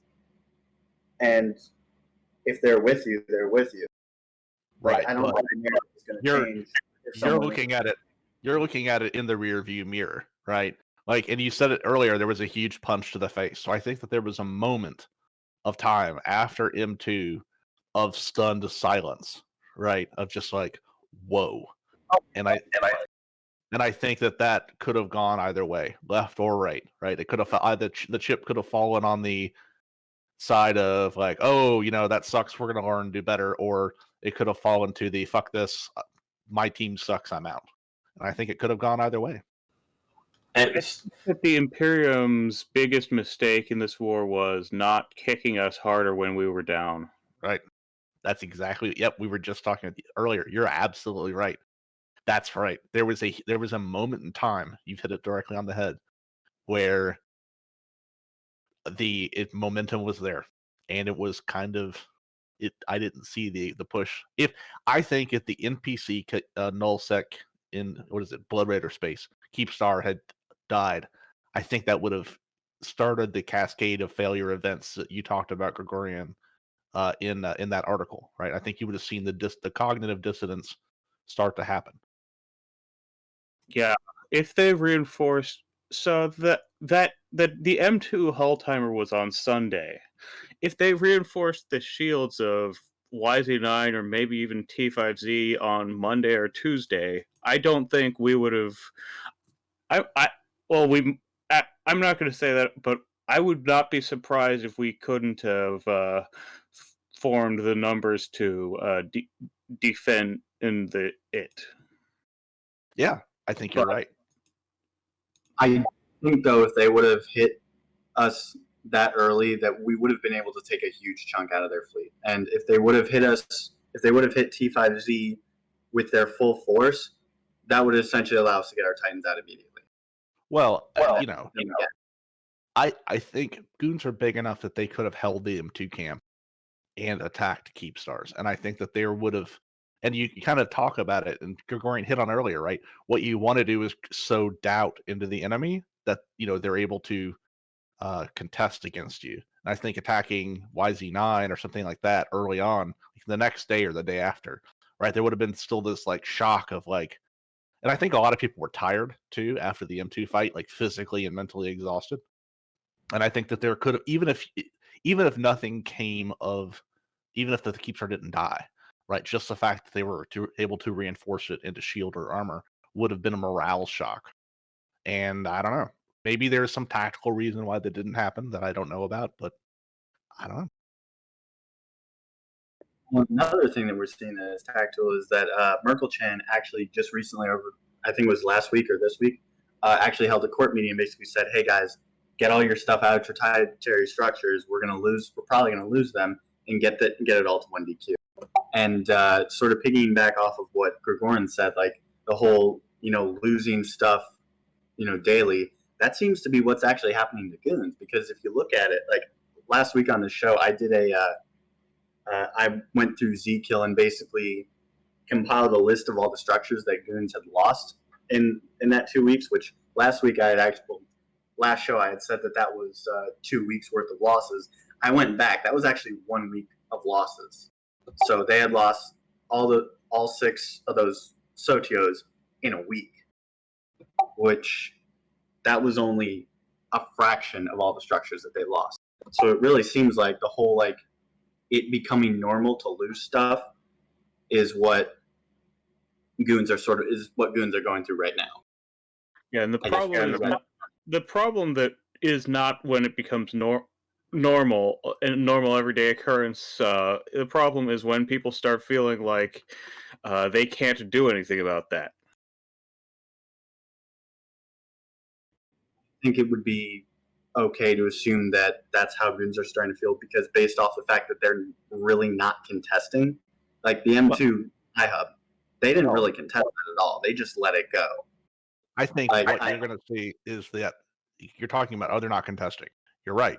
But I think what they're going to focus on in the next few months, and I expect it to last that long, is everything within that 1DQ constellation, right? Everything behind that shield of 1DQ.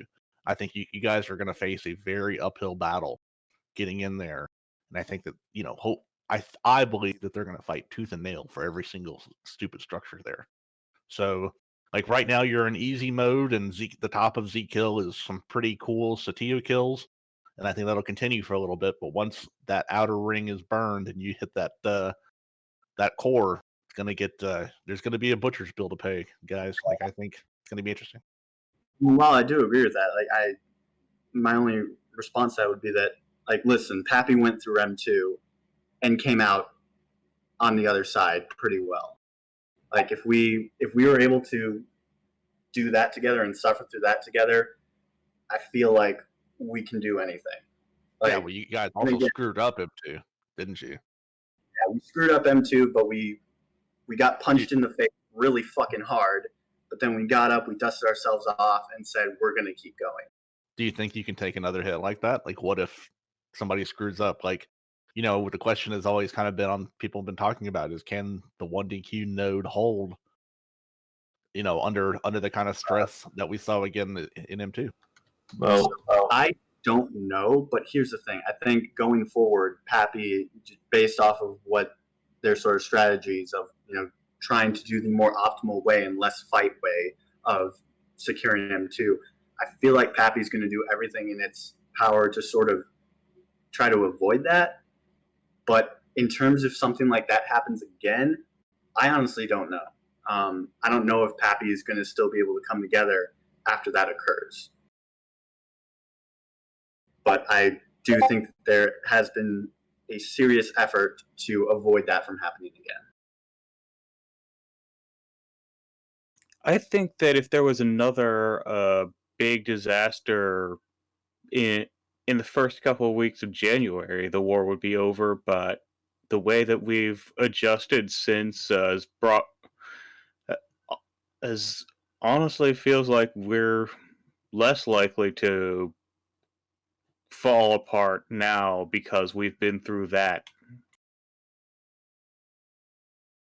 And again, like you said, Goons did not take the initiative when M2 happened, and that really bit them in the ass. And if that were to happen, if M2 were to happen again, there's nothing saying that Goons are also going to take the initiative, the next time. Because While if you guys Goons, are, sorry, go ahead.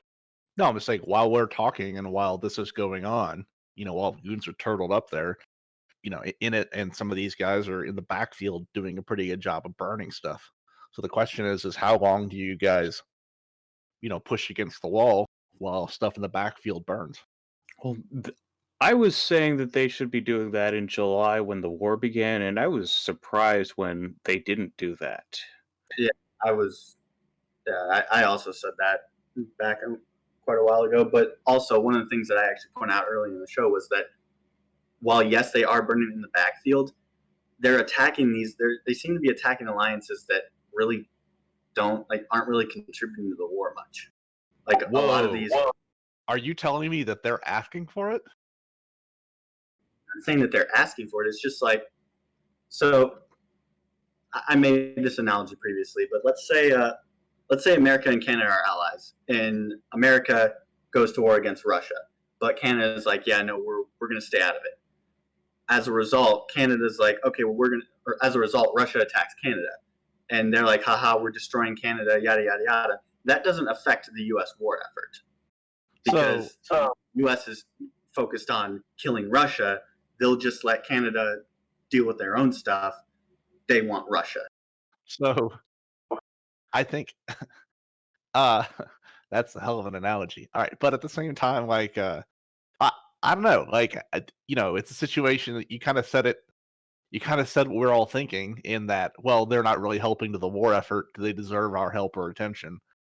I think that's a good question and a good thing to ask. Like, I mean, Brave seems to be putting pretty good numbers into Pappy fleets, and their stuff in GE TAC is looking pretty rough right now.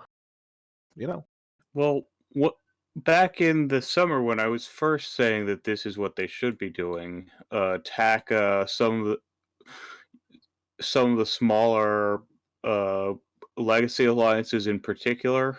The response that I got was usually something along the lines, well, we're the defending side. We don't need to be doing this.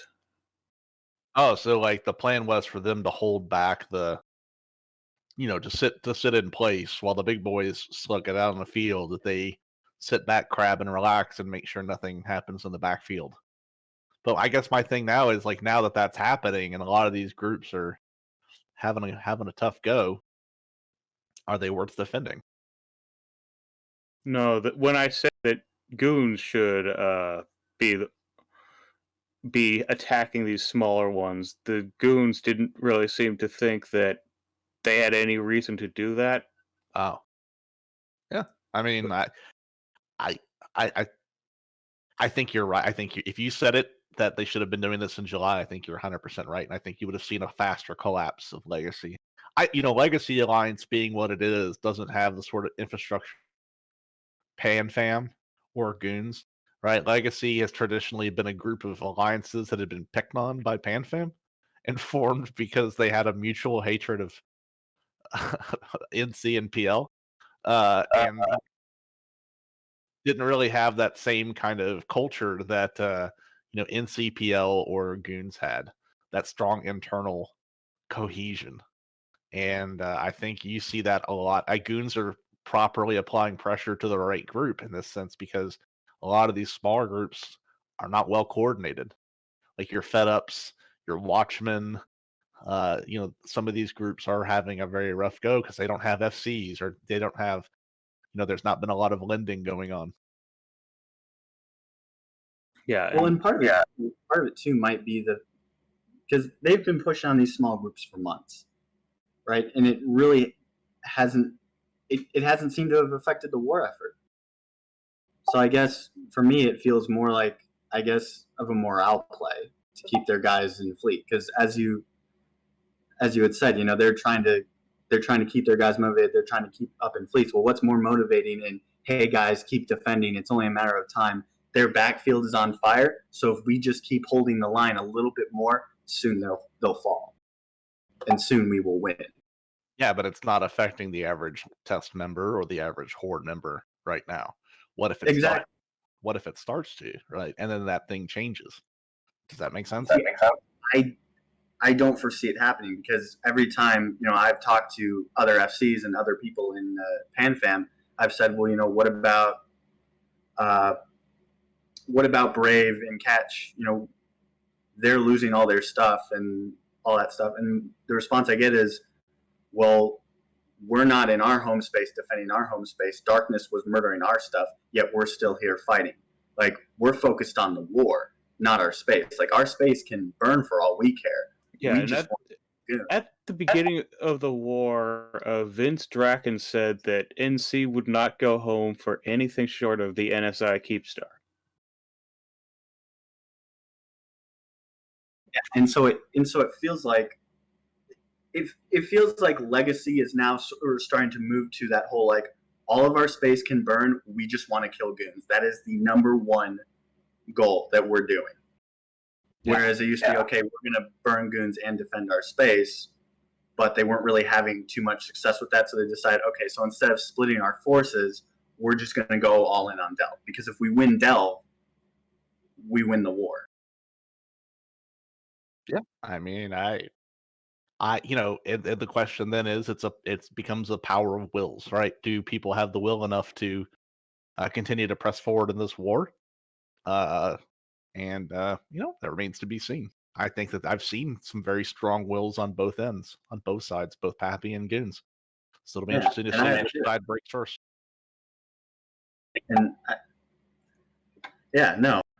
I will say, though, every time I did make a little thing to where whenever I see someone on the other side say something like really, really dumb and memey, like, oh, Test is toxic, Pappy's toxic, yada, yada, yada, that just gives me just a little bit more motivation to log into that next fleet.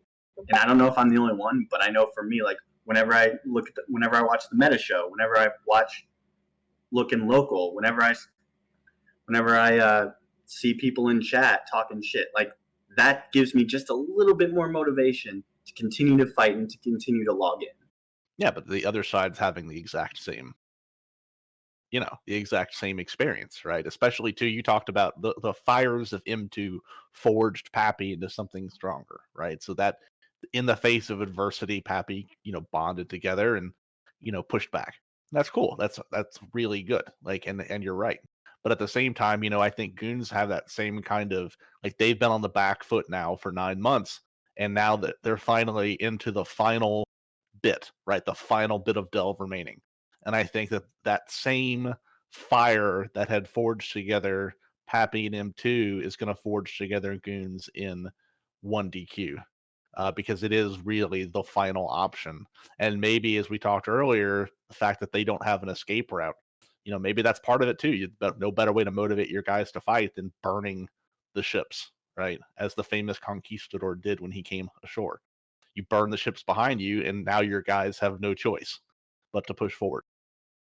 Yeah, the thing is that there is an escape route. People.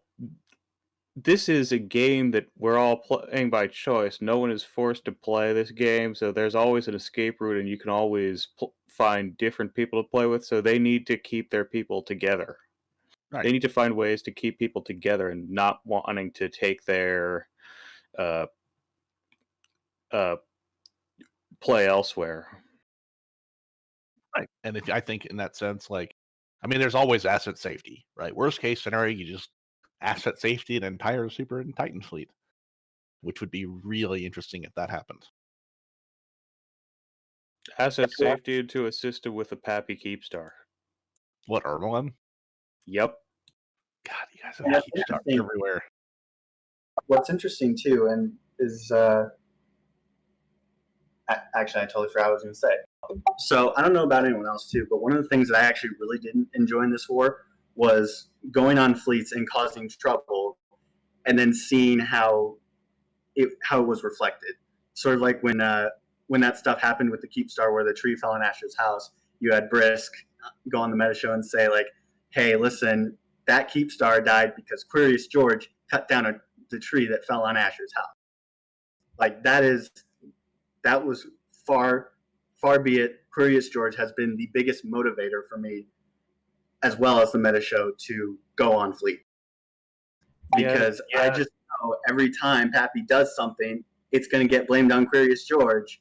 And I love seeing the shenanigans that monkey gets up to. I was stunned by that as well. As suddenly Imperium only ever had one FC that evening. That was pretty weak. That was a pretty thin plot. Yep. How many FCs does the Imperium actually have? I mean, like you said earlier, there are a few who have stepped up to do stuff, but the top level guys like Asher, they don't seem to be around very much nowadays.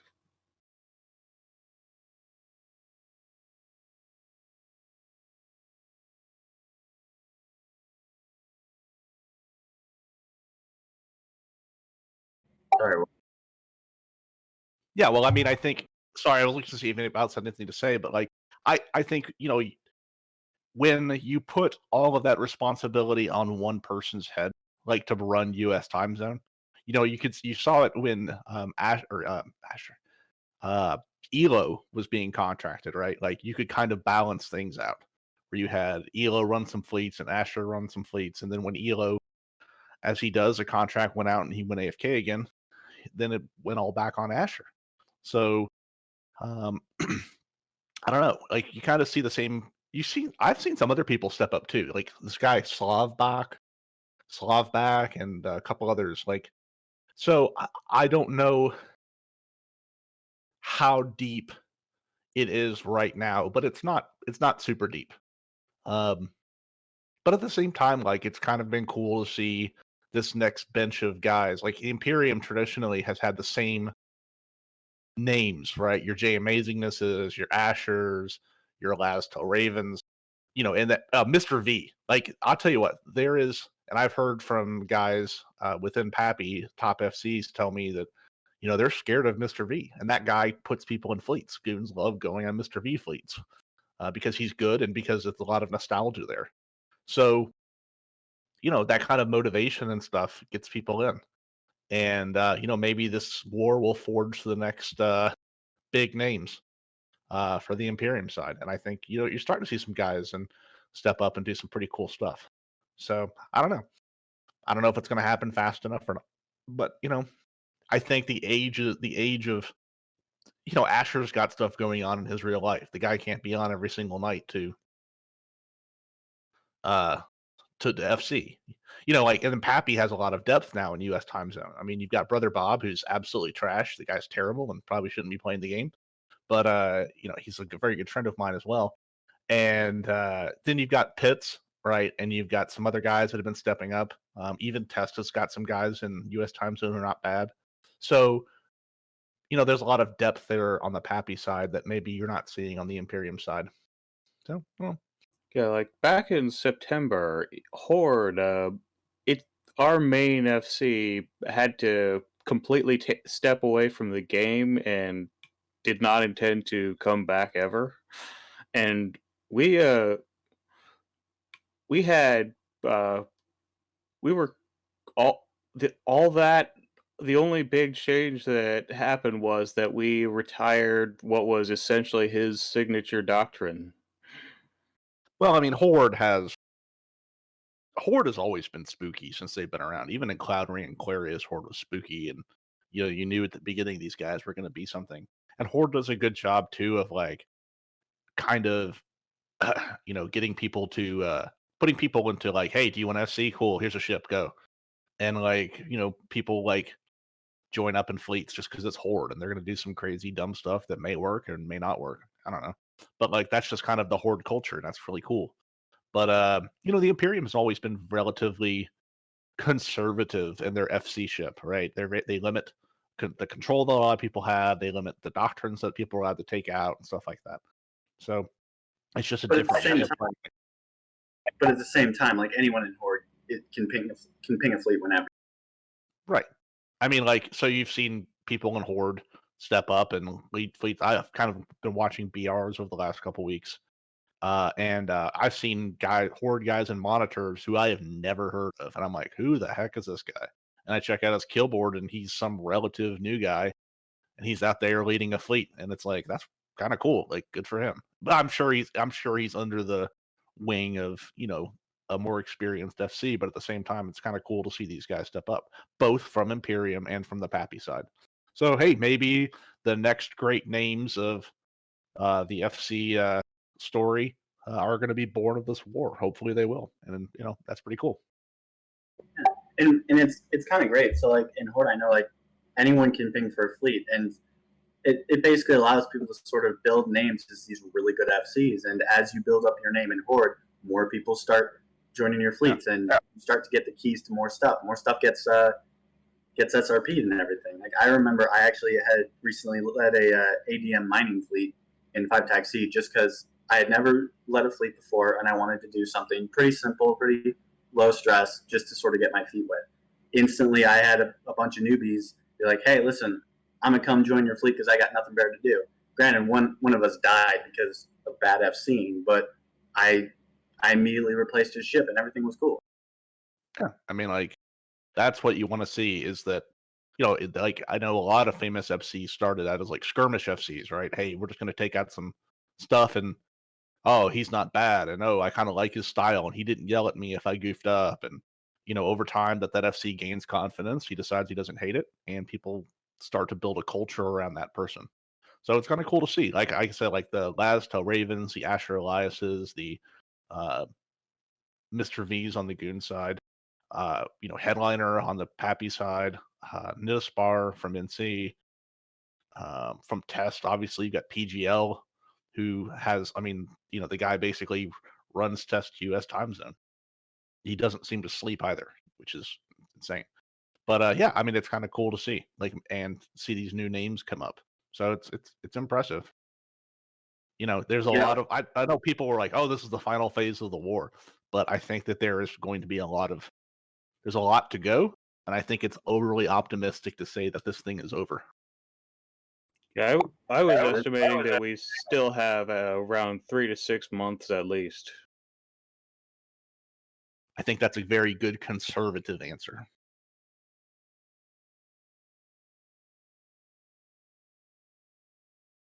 Yeah, So go ahead. I haven't really done much FCing since, so around the time when I joined Horde, which is at the end of 2019, because it's of a variety of reasons. But yeah, there are definitely people who who are stepping up to fill basically any gaps we have. Yeah, that's pretty cool.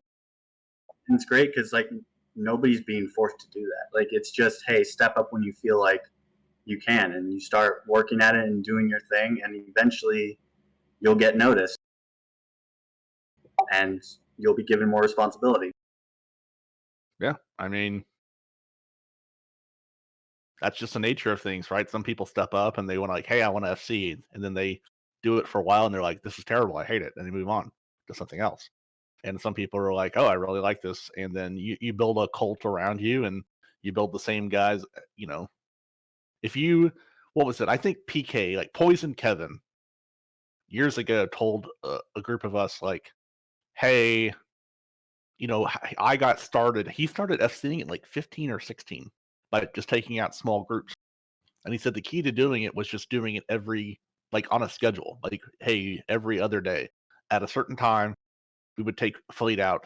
And, at first it was just a couple guys, and then it started to build because I did it regularly. Like I did it on a cadence, and people could like, hey, I'm home at this time and I can just hop on for a while and, fly with these guys. And it's the same guys I see every time. And there starts to like that momentum starts to build, right? So a good FC will create this regularity that people on his fleets can count on. And after a while, he starts to get noticed and starts to get handed the keys to bigger and better things. So, There was one FC. Securitas Protector. Like he started out FCing just like these random small little gangs of ships that didn't make a lot of sense on paper, and would have like some ridiculous bonus. Or let me rephrase that. He would take out fleets that shouldn't be able to punch above their weight, but because they would have a massively oversized prop mod, they'd be able to. 100 MN Gila. Yeah, that would just delete things. Oh yeah, I remember Securitas's fleets, and the same as you do, Riker. And it's like, he created a group of guys who were willing to, like, every time he pinged for a fleet, people would show up for it, right? Because they knew it was going to be something nutty and weird, and you're going to delete a T3C fleet with the 100 MN Gilas. So I wouldn't have to F1 at all. I would just have to approach the FC and go AFK, and I'd come back to like 50 kill mail. That was a nutty doctrine. I had a lot, and then the 10 MN worms, right? The overpropped worms you would do, which were just as disgusting because of the sig bonus. They were ridiculous. I remember we took out the worms one time and we deleted a rupture fleet. Yeah. Like what kind of sense does that make? Those were the interesting days. They were disgusting. I hope he's doing well in his real life. But yeah, I mean, like, from the Snuff side of things, we try to, like, there's not a lot of innovation you can do. And there's some, but there's not a whole lot of innovation you do. So we're going to stick to the same kind of stuff, right? The TFIs, materials, your legions, which legions for us serve as like a dual purpose doctrine of nullsec and lowsec, right? So in lowsec, you can put slaves in it and it gets a pretty respectable amount of EHP. And then in nullsec, you can use it to kind of fight bigger blobs. So, I would like to see some creativity come back into lowsec, but I think with the meta being what it is and slaves being what they are and implants, you've got to stick to 5 or 6 doctrines, and that's about it. And then you build up everything else around those. Grid control is really important in lowsec. Oh, yeah. So the first time I ever took out a fleet was also my first interaction with Snuffed Out and my first time seeing multiple capital ships in one place. So that's capital ships and capital alts allow us to a punch above our weight, right? Like, we don't have the numbers to have a full wing of Logi, right? At best, you're going to have some guys multi-boxing, and then there's always that delay, right, between, alt tabbing over to your other screen, and armor reps obviously hit at the end of the cycle. So it makes it difficult to have a full wing of Logi. So what we do is we use faxes, we use dreads. Have you guys seen our damnation fleet? Have you heard about this? I've seen it on a battle report at least once. Yeah. So there was like some people were really scratching their heads of like, why? Okay, so damnations put out terrible DPS. I think it's like 400 DPS, right? And the range is relatively limited with hams and assault missiles.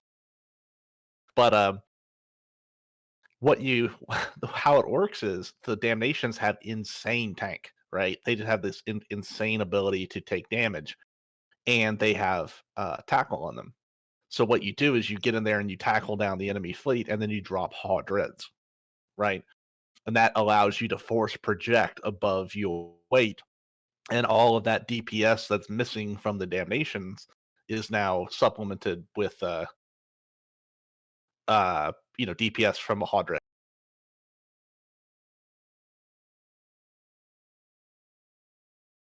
Yeah, that makes sense. I've heard. Oh my goodness! You linked me. So by the way, for those in chat, Greg Ogorian has linked me a really interesting. Like, he took out a Merlin into Pinacasto in Black Rise, and went against one of our Rorquals. The context was that that was the first time I ever led any kind of fleet, and then as soon as our Merlin in Rome took the gate, a Cyno opened up, and a few Rorquals, most from Snuffed Out, mostly from Adversity and Peanut Smash, came in. So that was a golden age when you could fit a Cyno to anything, and because of the ranges of Rorquals, right, and then their very quick cooldown on jumps, you could really force project around lowsec. No, so, yeah, that was not a golden age. That was amazing. So we could just take Rorquals around, and we would just literally go around lowsec in an evening. So you could start out in Blackrise and end up down in, Heimatar, or you could end up down in Iridia, just dropping Rorquals on everything. It was fantastic. And they were relatively cheap compared to a lot of things. So you could just get a blob of these things and just do insane DPS. Yeah, so that as soon as I saw the Rorquals come in, I just fleet warped us all off, and then I was the only ship to die to that. Man, that was we used to call it muddin. So you would go muddin around Blackrise. So you'd fit a Sino on a Thorax and get people to aggress the Thorax and then drop like 10 Rorquals on them. It was prime. It really was a lot of fun. Like, I know it sucks to be on the other side of it, like, yeah. But at the same time, like, it led to some pretty cool fights. Do you remember when Rorquals like first got buffed and you could panic anywhere, right? You could just mash that panic button and you would use them as tackle on supers, right? If somebody was dumb enough to drop supers, you would just tackle them with the Hick Rorqual and you could hold them down with 5 minutes of literally invulnerability, which was disgusting. Yeah, those were some weird times. Like I was commenting the other day that I can't remember the last time I actually saw a mining Rorqual. Like, they've been used now, they've evolved into such a wide range of uses apart from actual mining now. It's like I've seen a salvage tackle most of the Goons structures that are looted by Rorquals now as well. Which is a bizarre evolution, because obviously they were originally designed to be like they were designed to be like the ultimate industrial capital ship, and yet what is it now? Like, I don't know. I've never used a Rorqual, and are they not mainly used for boosting mining fleets or something like that, aren't they? Yeah, so back in the day, you used to park a Rorqual in a pause, right? When there were off-grid boosts, and you would park the Rorqual in a pause and put it in fleet, and then provide mining boosts while your exhumers went to work. And then CCP did the whole thing with the excavator drones, and Rorquals became this insane powerhouse, being able to clear belts and clear sites very quickly. And it just became a money machine, right? And then they nerfed it into the ground, and now they're doing the resource scarcity thing. So it's unironically better to like use orcas and stuff in high sec. I know during the war, Goons have been running orca fleets in high sec and making some pretty disgusting amount of money doing stuff within high sec. So it's been interesting to see the life and death cycle of the Rorqual. I have 2 of them, and I use mine as Hicks for stuff. But yeah, I mean, like in low sec, I mean, hell, Snuff has a pretty ridiculous Rorqual fleet. We still use them in mining. For Crocite, absolutely. Yeah, you can't put a jump drive on a devoter. You cannot, but Hick Rorquals do an amazing job of pretty good tackle. So that it's pretty nice. And again, the ranges are just disgusting. Jump freighter ranges. So the Rorquals have found a new home in my hangar for things other than just mining. And like with the mineral redistribution and the thing, Crocite, the price of that is actually really good. Like, it makes it worth, at least for us, it's enough to be able to mine it effectively. So, it's a nice little boost to low sec. I wanted to quickly, before the show ends, go over expert systems. This is basically a way for new players to get some skill points, or get some temporary skill points in something that they might not. Well, it allows them to get some temporary skill points so that they can fly bigger and better ships. CCP has said that, from what I read, you can either purchase them or they'll be available as daily login rewards. There's been a lot of people saying like, "Oh, this is just CCP trying to, milk the." I bring up the piercing the corporate veil video that Manic Velocity did, and I actually, being someone who actually works in the game industry and actually on the development side, well, not development side, but on the side of anyway, I don't really see a problem to this. CCP making a way that players can experience a different part of EVE without having to commit skill points and not having to commit all the time that it takes to get into it. Like, I don't see anything wrong with it. Like, this whole idea of, CCP is just milking the players for money. Well, it's a company. Like, they are out to make money at the end of the day, and CCP should make money, and it's good when CCP makes money because that makes the game better. Okay, and this whole idea of, and this is something I actually really want to harp on. It's that a lot of people came up with the idea of, they were working on this expert systems and they weren't working on ships. Well, development teams normally have separate sub teams that work on different stuff.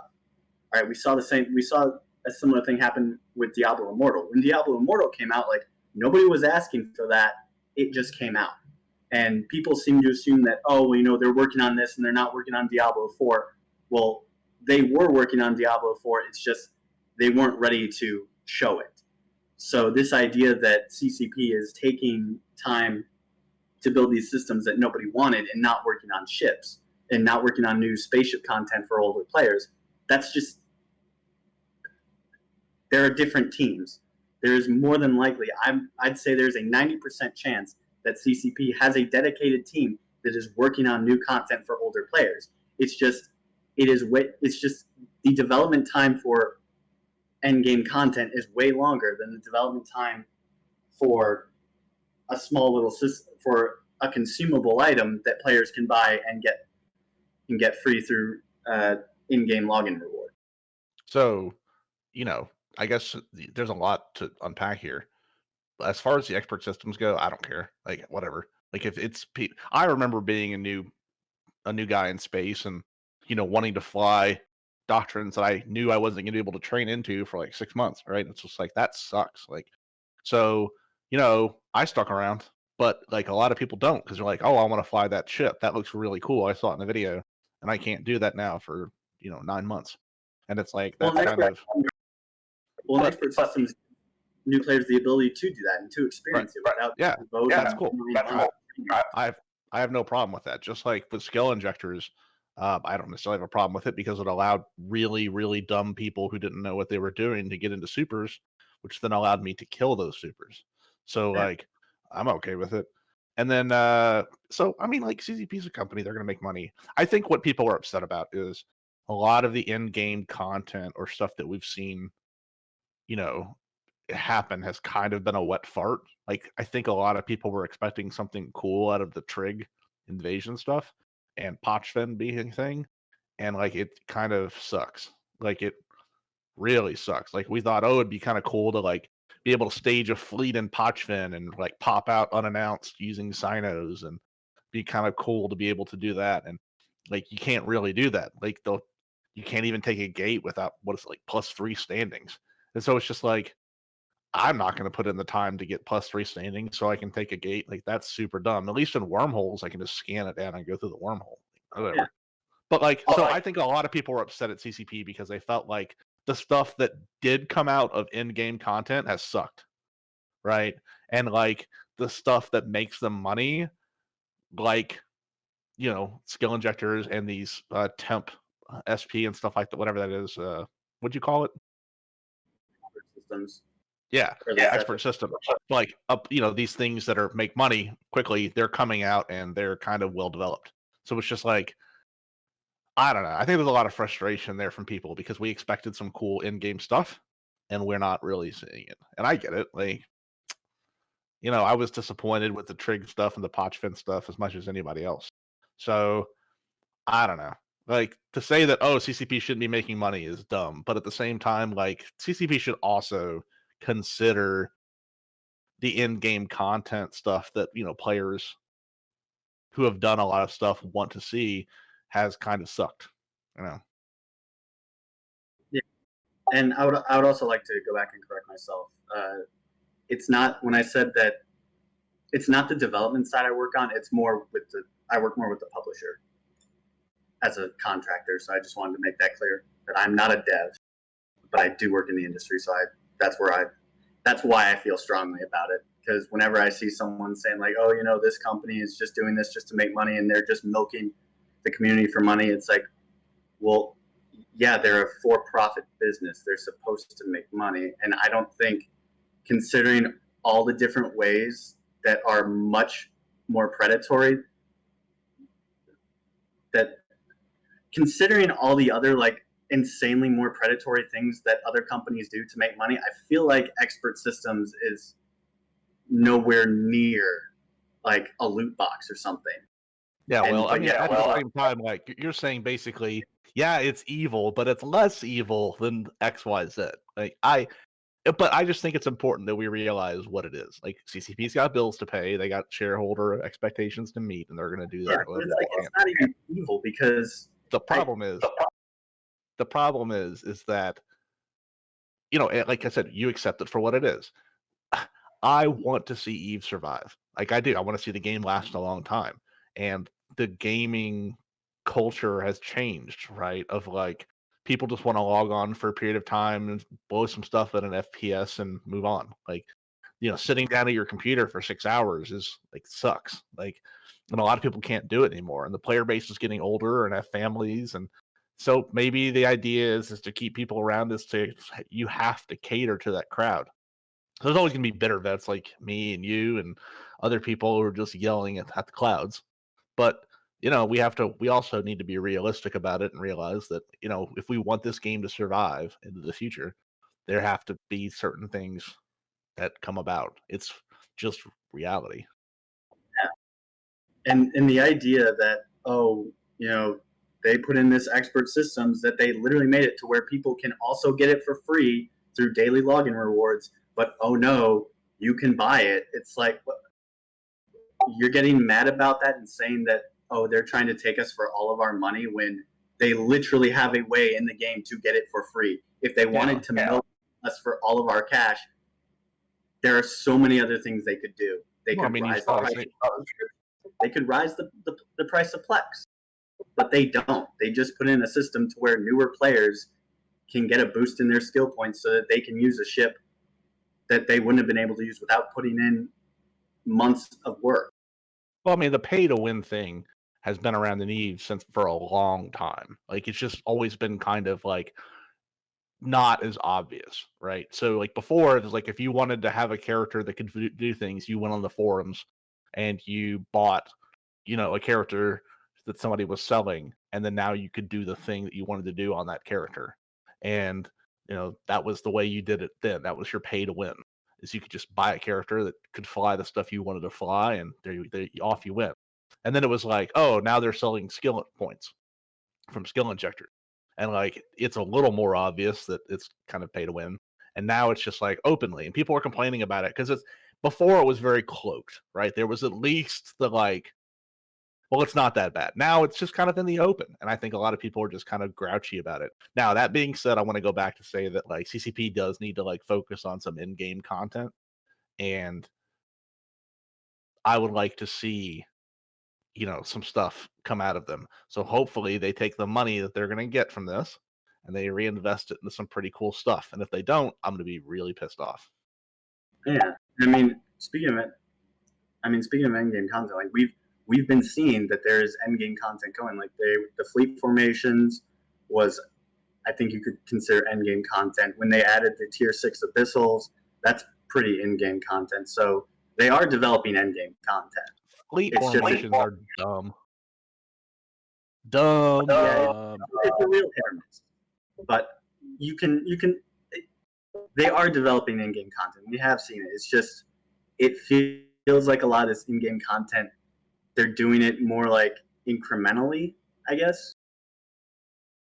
Would that be fair to say? I don't know.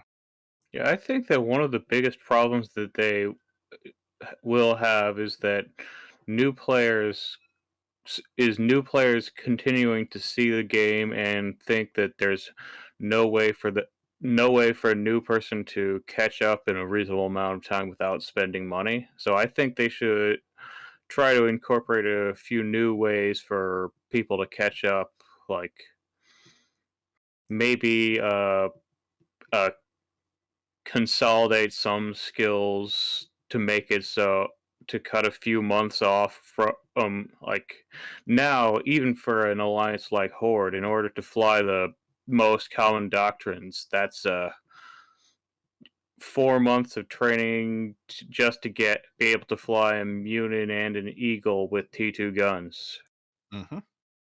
And that's Horde. That is a new, that kind of, but traditionally it's been a new player organization. So like, you remember when Horde would only fly Feroxes and Hurricanes and stuff like that? I mean, those are relatively short trains, right? Especially for T1 guns.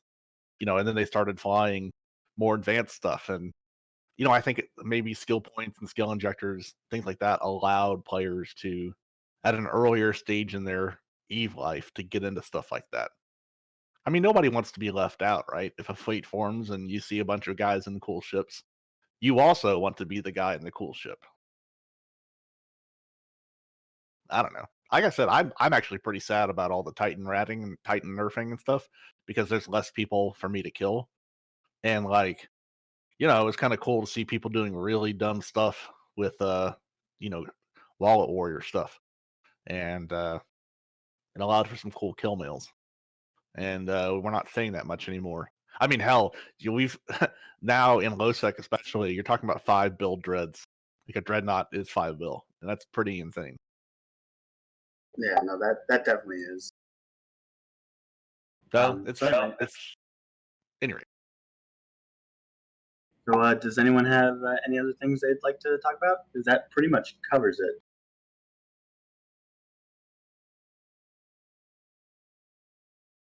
Speak now or forever hold your peace, I guess. That's it from me. Thank you guys for having me on. Thank you.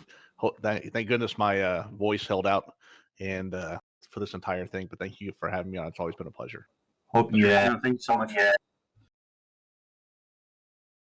I hope you recover well, mate. Thank you. I'm drinking rose tea right now, so. So I'd say that about wraps up the show. I want to thank all the guests for coming on this week. If you're watching the show and you like what you see, then please hit the follow button. New and post streams, EVE-related content throughout the week, including Trash Talk Tuesday on Tuesday, Lasers and Lace on Thursday, and Between Two Keep Stars, this show, every other Sunday. And remember, always bubble wrap your Keep Stars, and we'll see you next time. Fly dangerous.